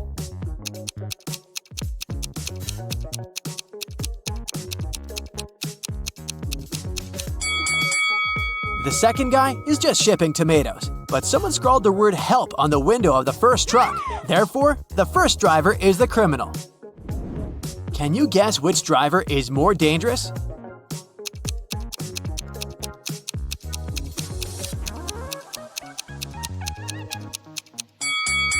The second one. Who uses such weird decor for his car? Breaking news! Someone stole exclusive diamond shoes from the local museum. Many people visited the exhibition that day, but the criminal had left no clue. The police arrive at the crime scene. Detective Smith checks the camera records and spots the thief right away. What about you?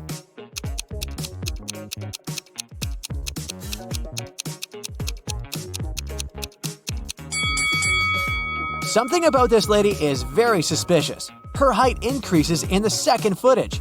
This probably means that she's wearing the stolen diamond shoes. Kelly throws a pajama party, but one of her guests is a criminal. Can you guess who?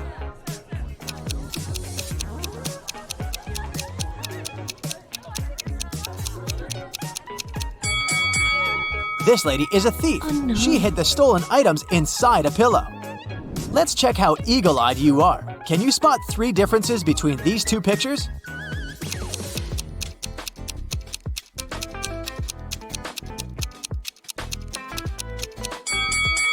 Here they are. Yes! What about these pictures? Are they identical?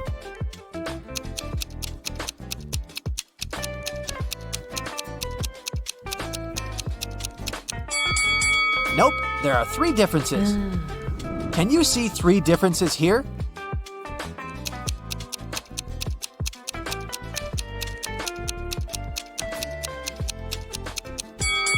Here they are. Great job! Yes! Philip runs a publishing house. One day, he gets an anonymous message. His best illustrator, Victor, has a secret relationship with one of his female co-workers. Only 4 ladies work in Philip's farm. Sheila is an SMM manager. She has just returned from the Maldives. It was her honeymoon. Bella is a content manager. She's very shy and lives with 5 dogs. Lily is a part-time writer. She's single and parties all the time. And Kelly is an office manager. She's very ambitious and writes her own book in her spare time. Can you guess Victor's secret crush?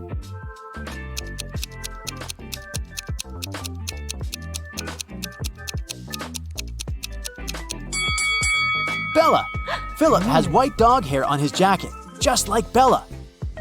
Crystal is a doctor. She arrives at a medical conference and takes several pictures with her colleagues before the event.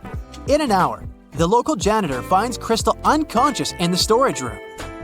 Later, Crystal gets better and tells the police, "I was walking to the toilet. The last thing I remember was someone pushing me from behind.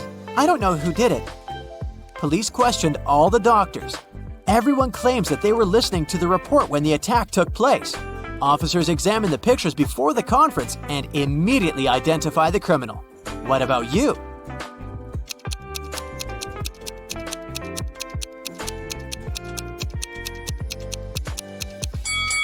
Crystal tried to protect herself and tore the string on the criminal's neck. Oh my god! So it was this guy with a broken badge.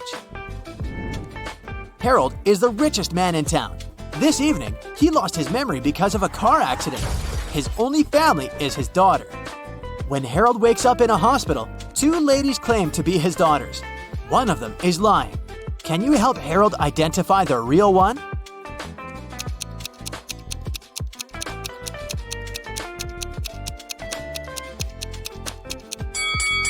There's a photo frame near Harold's bed with a picture of him with his daughter. She has a mole on her cheek, and this lady too. So she's the real daughter. Peter gets lost in a haunted house and finds 3 doors. He needs to choose one of them to escape. There's a cute family of polar bears behind the first door. A couple of hungry, angry wolves are waiting behind the second door, and they haven't been eating for 7 years. And there are hundreds of venomous snakes behind the third door. Which way is more or less safe?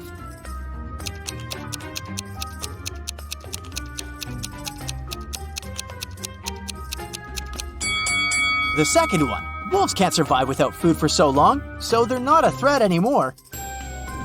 Mary is heading back home from work through a forest road. Somewhere along the way, she gets lost. she comes across 3 caves. Mary needs to choose one of them to go ahead. There are venomous scorpions inside the first cave. They can't wait to bite Mary. Inside the second cave, there's a tiger that will eat her alive. And inside the third cave, there are man-eating bats. Which cave is more or less safe?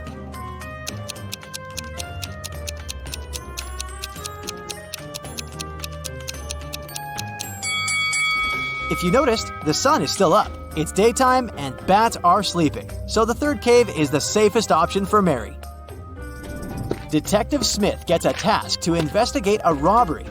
He questions a witness who saw the thief escaping. He says, "In my car's mirror, I saw a masked man driving away in panic, but I wrote down the number of his car." Detective Smith takes the note with the number.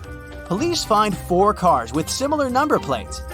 Detective Smith carefully examines all 4 cars and figures out which one of them belongs to the robber. How?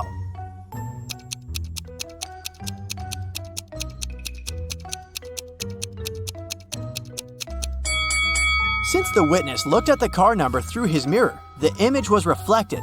It means that this was the original car number. Amy lives with her 3 sisters.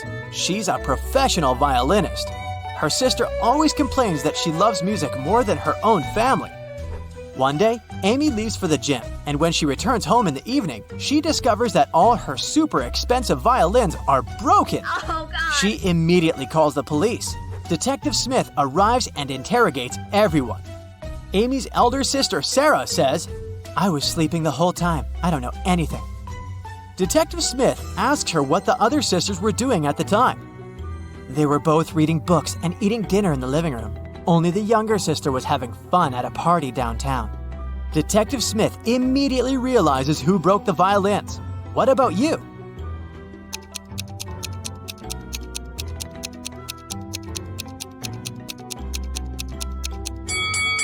If Sarah was sleeping, how did she know who was doing what? This implies that she's hiding something.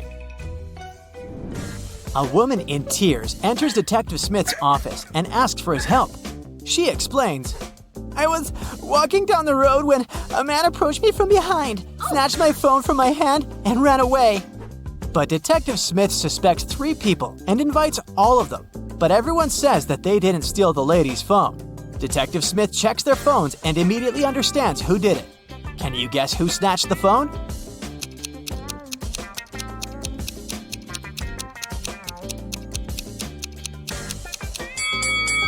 Take a look at the wallpapers. This is the lady's dog, so the first guy stole her phone. Oh, no. After a particularly large snowfall, Chuck walks outdoors. He discovers a weird thing. He has half as much snow in his yard as his neighbors, but it seems like Chuck is not surprised at all. Can you guess why?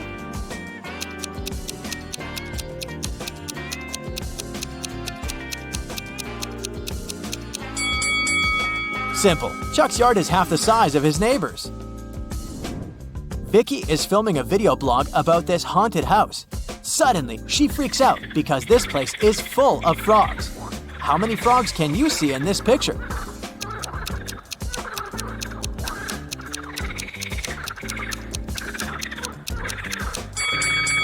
The correct answer is 11.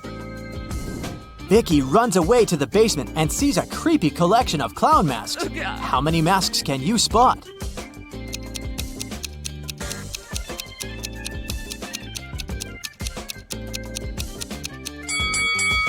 This one is not a mask, it's a portrait. Philip is walking down the street. Suddenly, a woman approaches him from behind and sneaks his wallet. She runs away and hides in one of the houses. Philip follows her. The owner of the house is inside. Philip asks him, "Has anyone visited you today?" The owner replies, "Nope, neither have I left the house. I live here alone and work from home." After hearing the owner's words, Philip knows for sure that this guy is a liar. How come?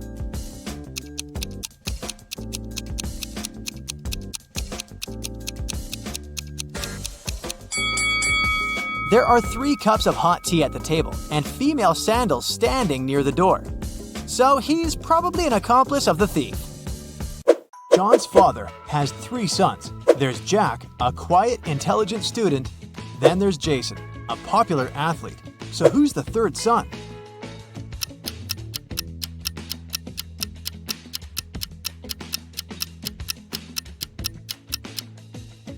It's John. His father has 3 sons, Jack, Jason, and him, John. One day, a teacher decided to give her students a test, but all of them refused to take it. She could give detention for skipping the test to only one student. All of them knew each other's names. If a student knew they were going to get a detention, they agreed to take the test. How could the teacher make all the students participate?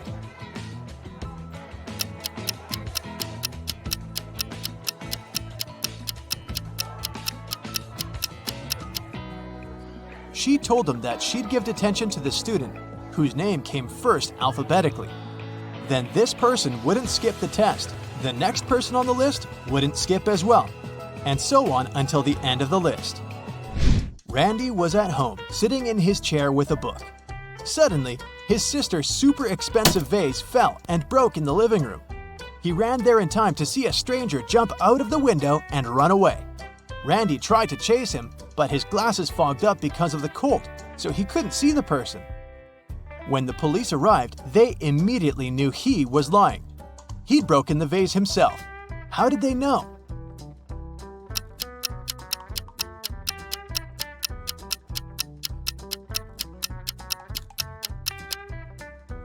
Glasses don't fog up when you go from a warm room to the cold outdoors.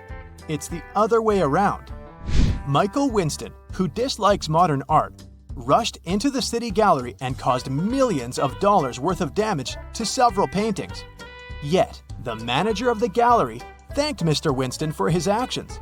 How come?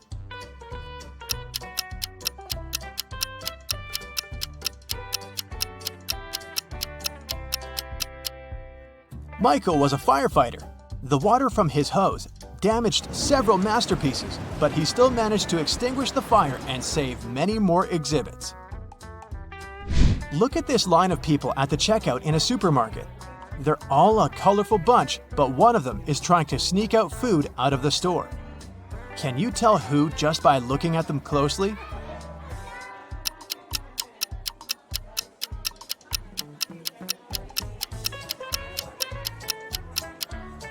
You might have thought it was the pregnant woman because of the fake tummy, but look! She's wearing comfy sneakers without shoelaces so that she could slip them on easily. The guy in a baggy hoodie sure looks suspicious, but it's not food he's hiding inside his pockets. It's a kitten. And the real culprit is the guy behind him. Look at his sleeves. One of his arms looks way bigger than the other. He must be hiding something in there. A man dressed in black from head to toe was walking in the middle of the road.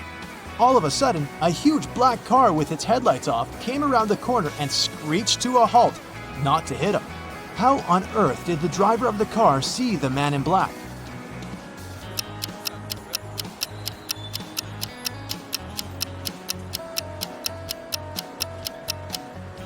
Well, the only reasonable answer would be that it was in broad daylight. Nobody said it was nighttime after all. 3 college friends met after a summer break and were sharing stories about their vacation.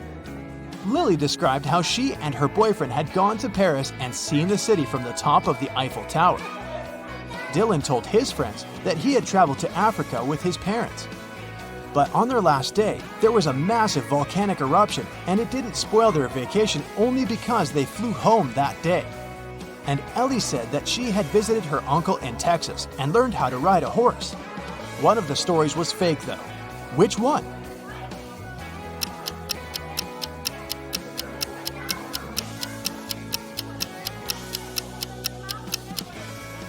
Dylan's story is fake.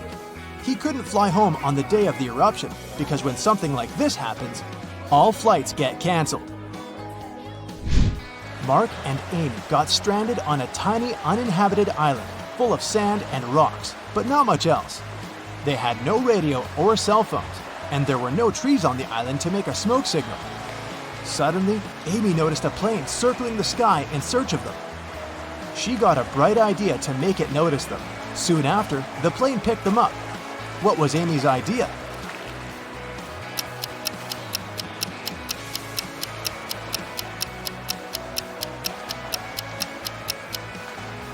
She suggested using rocks to spell out SOS on the sand. Mike was studying for a big test in the school library. It was already late when he finished up and suddenly heard someone shouting for help. The voice was coming from behind a locked classroom door. Mike rushed there and opened it.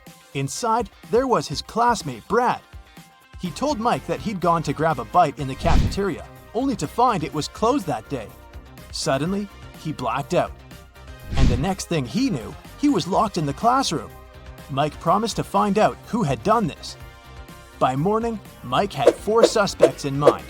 When school started, he interrogated them. Matthew told him he'd been doing his homework in a classroom. Emily said that she'd been with Matthew, but later she'd gone home. Olivia claimed that she'd been having lunch in the cafeteria, and Chris explained that he'd been sick that day.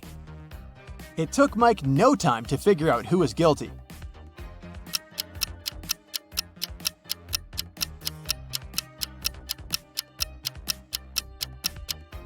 It was Olivia.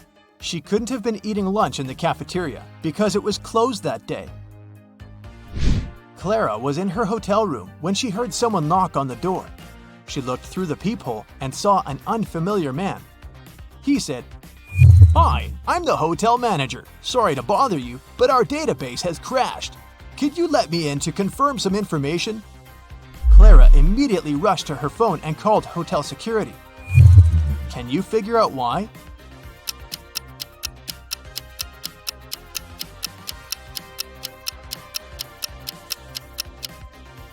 The badge on the man's chest says Chloe Smith, and that's a female name. She knew the man was a fake manager. Emma's mother asked the girl to go to the supermarket and gave her a shopping list and a bank card. But in case Emma forgot the card's PIN, her mom also gave her a little clue. When Emma was already at the checkout, she took the clue out of her pocket and immediately recalled the code. Can you say what number it was if the clue was a sheet of paper with a fly, a cat, a girl, and a snake drawn on it?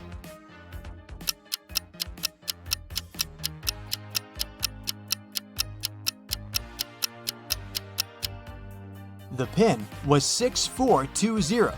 Emma just had to count the number of legs of each creature.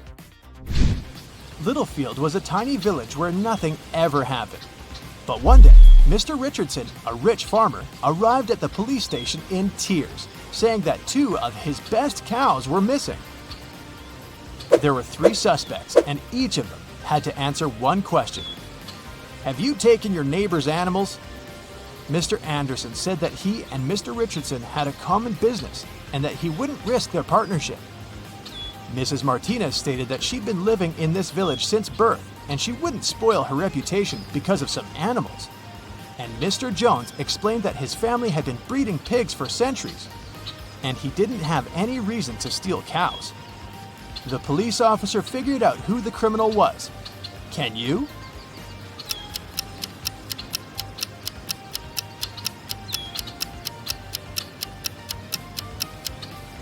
The thief is Mr. Jones.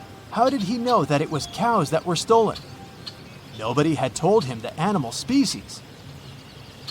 A woman was having breakfast at a nice restaurant. At one moment, she noticed a fly in her coffee. She was indignant and made the waiter bring her another cup. After he returned with a new cup of coffee, she shouted, "What's with this service in this place? You've just brought me the same cup of coffee." How did she understand it?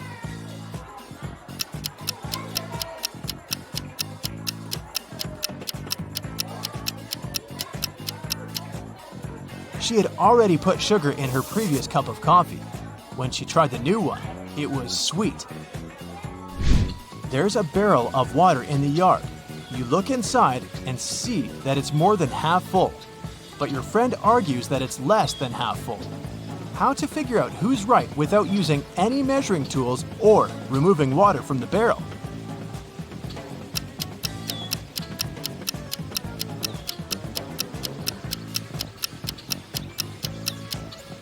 Tilt the barrel so that the water touches its rim. If you can see the bottom, the barrel's less than half full. If the bottom is still covered with water, it's more. Ethan sneaked out of the house late in the evening to meet his girlfriend. The teenager thought he was extremely careful and quiet, but his whole family knew about his plan. They were aware that the guy would return at midnight. They decided to make a bet. The one who would see Nathan first when the guy started climbing the fence would be the winner. No chores for them for 1 week. Not to fall asleep, Nathan's dad switched on the TV. The teen's grandfather settled in the living room and started to read a book. The grandmother went to the kitchen to make pizza, and Nathan's mom went to her room, sat down on the floor, and started meditating. Who's going to be the first to spot Nathan when the time comes?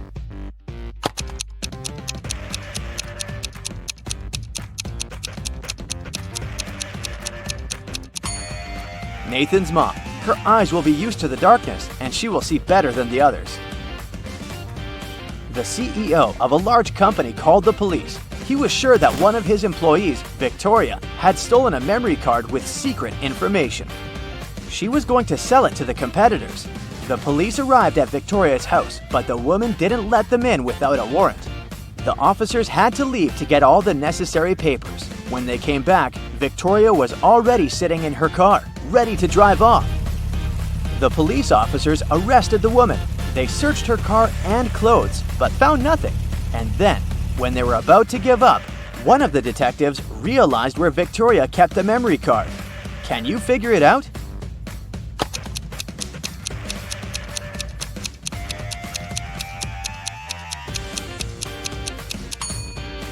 When the police first came to her, the woman had her hair down, but after that, Victoria changed her hairstyle.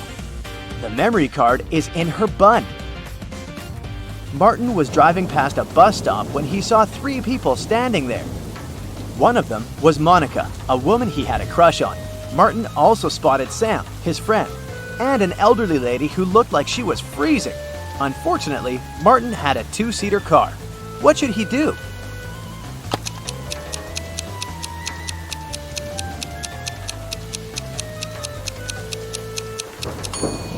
He should let Sam borrow his car and stay at the bus stop with the girl he likes. This way, Sam will be able to give a lift to the elderly woman, and Martin will have more time to get to know Monica better. During a fire, a bank was robbed. The security guard told the police he wanted to save a bag with money, but he had to lace up his boot right in front of the emergency kit. At that moment, the door opened and hit him on the head. When he recovered, the money was missing. Why was the security guard arrested?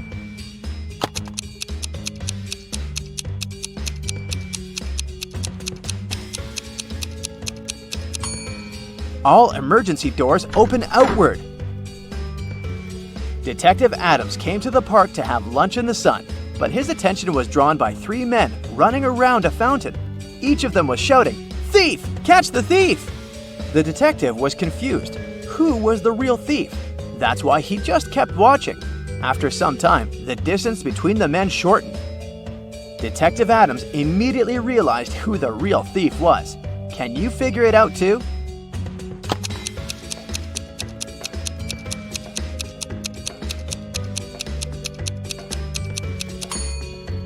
If the third man was the thief, the second one would only have to turn around to catch him. The same goes for the second man, which means the man running in first is the criminal. Someone robbed a bank in a large city. A police detective went to visit the main suspect. "I've been feeling unwell all this week, and I haven't left my apartment for 3 days. I didn't even need food. My fridge is full. You can make sure yourself," the suspect said, and indeed opened his fridge. But the detective realized the man was lying and arrested him. How did he figure it out?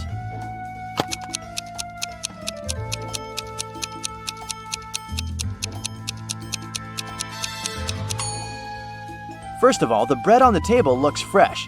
Plus, if the man had been staying inside for 3 days already, his fridge wouldn't be that full. Karen goes to the buffet breakfast. She wants to get a smoothie, but there's no information about the ingredients in English. Unfortunately, Karen is allergic to strawberries. Can you figure out which smoothies are safe for her?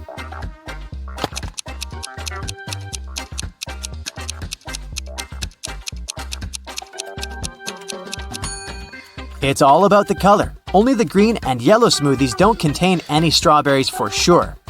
Other options are risky. Karen enters a spa center. The manager asks her to wait for 15 minutes. Karen takes a seat and falls asleep. She wakes up after a while and finds out that someone had given her a heart-shaped tattoo. She questions 3 suspects.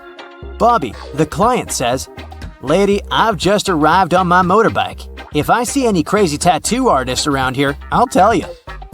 Leah says, "I've been cleaning the bathroom within the last 30 minutes. And Tony, the massage therapist, says, Sorry, I was busy with my client, so I didn't look at you at all. "Who's lying?"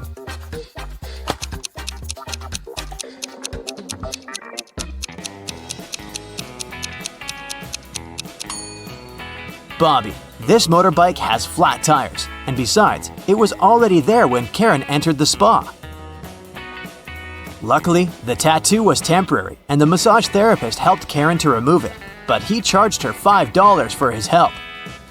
Karen arrived at the spa during happy hours when they offer a 45% discount on all services, so Karen paid only $12 for a 1-hour massage.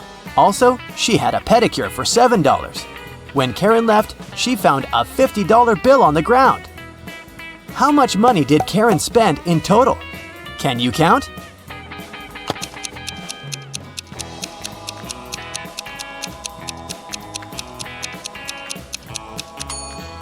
Karen spent a total of $24. As for this $50 bill, it's fake, so it doesn't make any difference. Karen brings her clothes to the local laundry owned by 3 sisters. She returns to pick up her stuff in 5 hours. Unfortunately, someone has burned her favorite dress with an iron. Karen gets furious and questions the sisters. Mia says, "I didn't iron today, it must be Pia." Pia says, "Nah, I was planting roses in the garden all day. It must be Gia."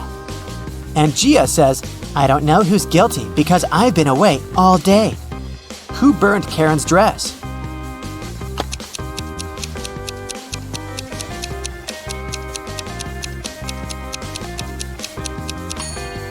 It was Pia. Take a look at the garden. Can you see any roses? Exactly. Karen returns to her hotel room and finds a huge bouquet in a vase. The note says, "Love, your secret admirer." Karen calls the reception to find out more. The manager says, "One of the hotel's male guests ordered the flowers, but I can't reveal his name." Only 3 male guests stay in this hotel at the moment: Hans, Jacques, and Will. Karen meets them all at the beach and spots her secret admirer right away. Do you have any clue who it might be?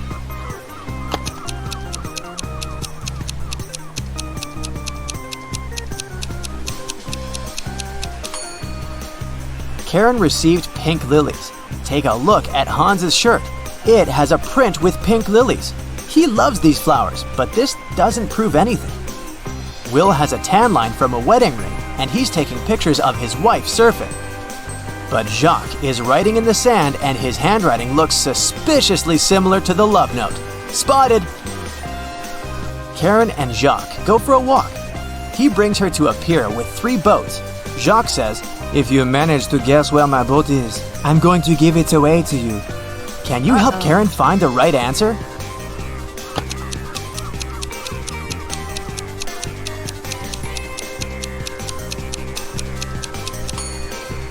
Someone's sleeping on the second boat, but this doesn't mean that the person is the owner. The third boat is called Jacques, but this name is quite popular. Let's take a closer look at the first boat. Can you see the red trousers on a hanger? They match perfectly with Jacques' jacket. Therefore, this is his boat. James is a famous blogger. He arrives at an abandoned haunted castle to film a video. James hasn't even entered the house yet, but he has already spotted 5 weird things about this place and freaked out. Can you see them too?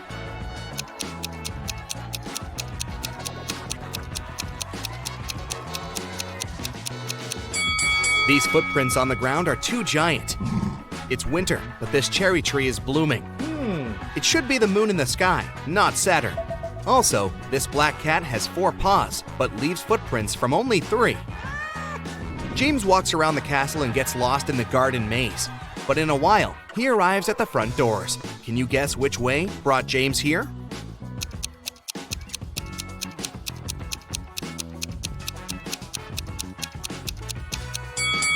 Here's the only way to cross the maze. Unfortunately, the doors are locked. James needs to enter a 4-digit code. Can you find any clues?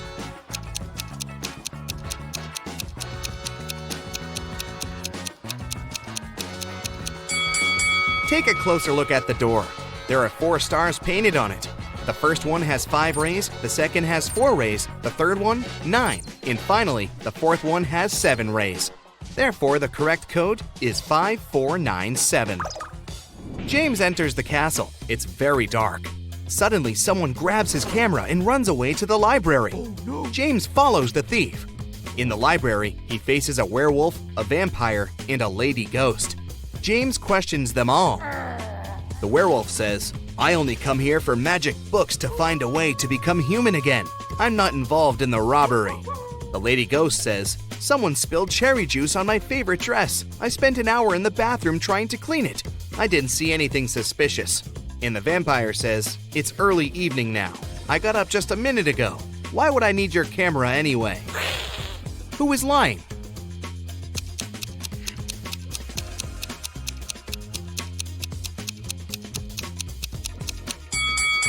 You cannot spill juice on a ghost. Therefore, she's lying. James enters another creepy room full of mirrors, but only one of them is fake. Can you help James find his real reflection?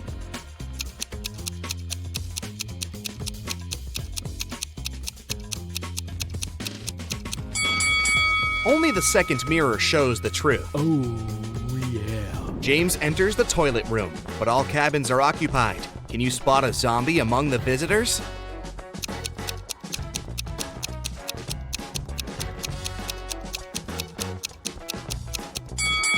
The zombie is behind the left door. See the hands?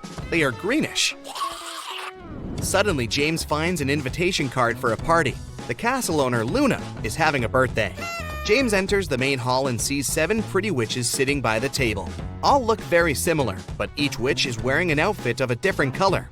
It's very hard to tell who's the birthday lady, but after a couple of seconds, James approaches one of the witches, shakes her hand, and says, "Thank you for inviting me over, Luna." How did he guess?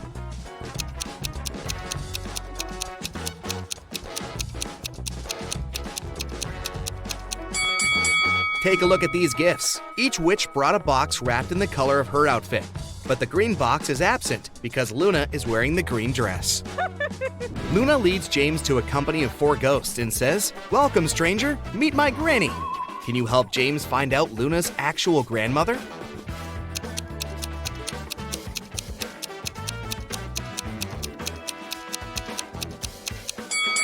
It's the third ghost. She's wearing the same brooch as Luna. One of the witches, Zelda, likes James and wants to impress him. She shows him some pictures of her fabulous vacation, but James spots fake right away. How?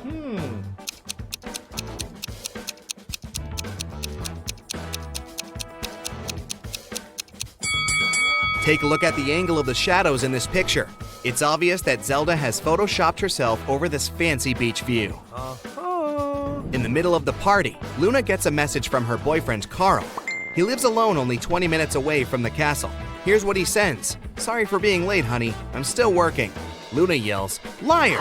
and blocks him. Why?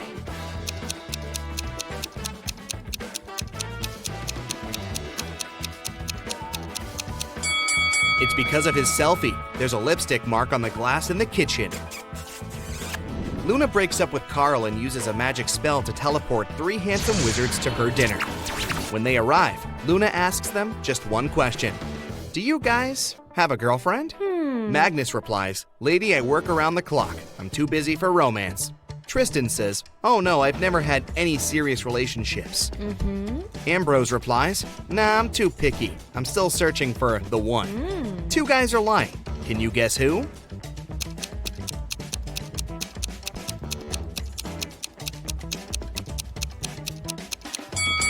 Magnus. There's a romantic tattoo with a female name on his chest. And Tristan. He has a tan line around his ring finger. Therefore, he had been wearing a wedding ring. James goes to the kitchen to help Luna with coffee. He spots 3 odd things right away. Oh. Can you see them too?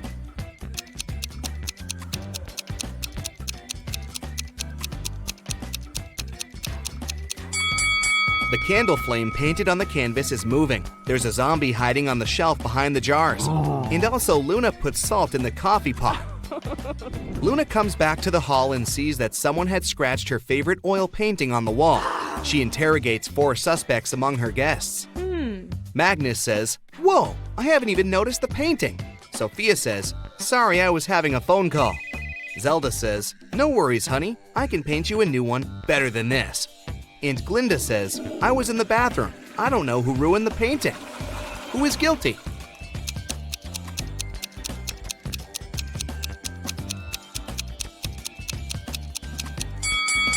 Glinda. Her nail polish has the same color as the scratches on the painting. Luna takes James to the garden and turns him into stone. Can you find the enchanted James among these 3 statues?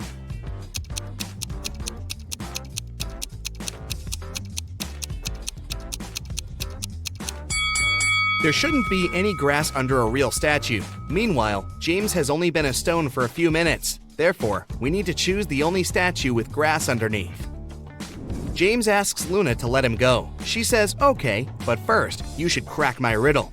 If I had 3 watermelons and 4 oranges in one hand, and 4 watermelons and 3 oranges in the other hand, what would I have?" Can you help James figure it out?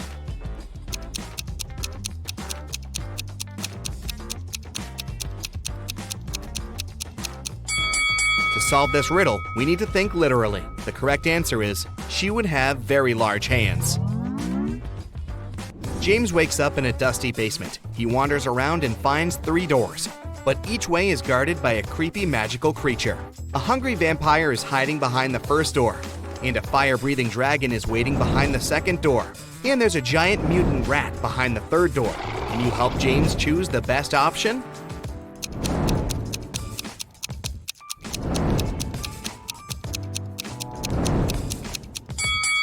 James should choose the first door. Take a look at the window. It's already dawn, which means the vampire is sleeping. James gets out of the castle and walks home. Suddenly, he spots a suspicious guy with a huge bag nearby a luxurious mansion. James decides to question the guy. He says it was his house, and he carried his old stuff to give it away for charity. James calls the police right away. Why?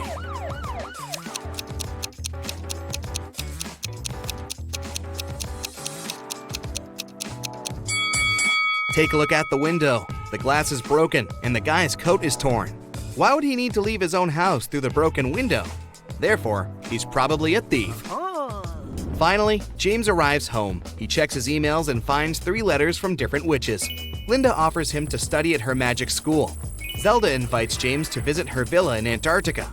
And Sophia invites him on a date. But only one of these emails isn't fake. Can you find it?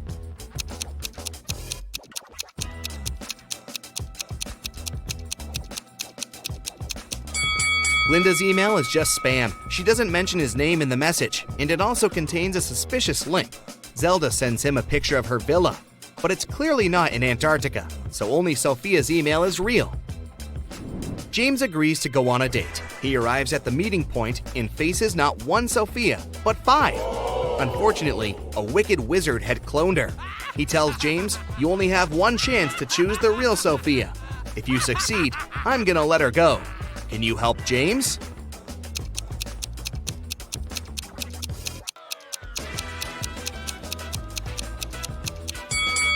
The first lady has gills, so she's probably fake. The second one's teeth are too sketchy. The 4th Sophia has 2 left hands, and the 5th one has lilac eyes, while the real Sophia's eyes are green. Therefore, James should choose the 3rd lady.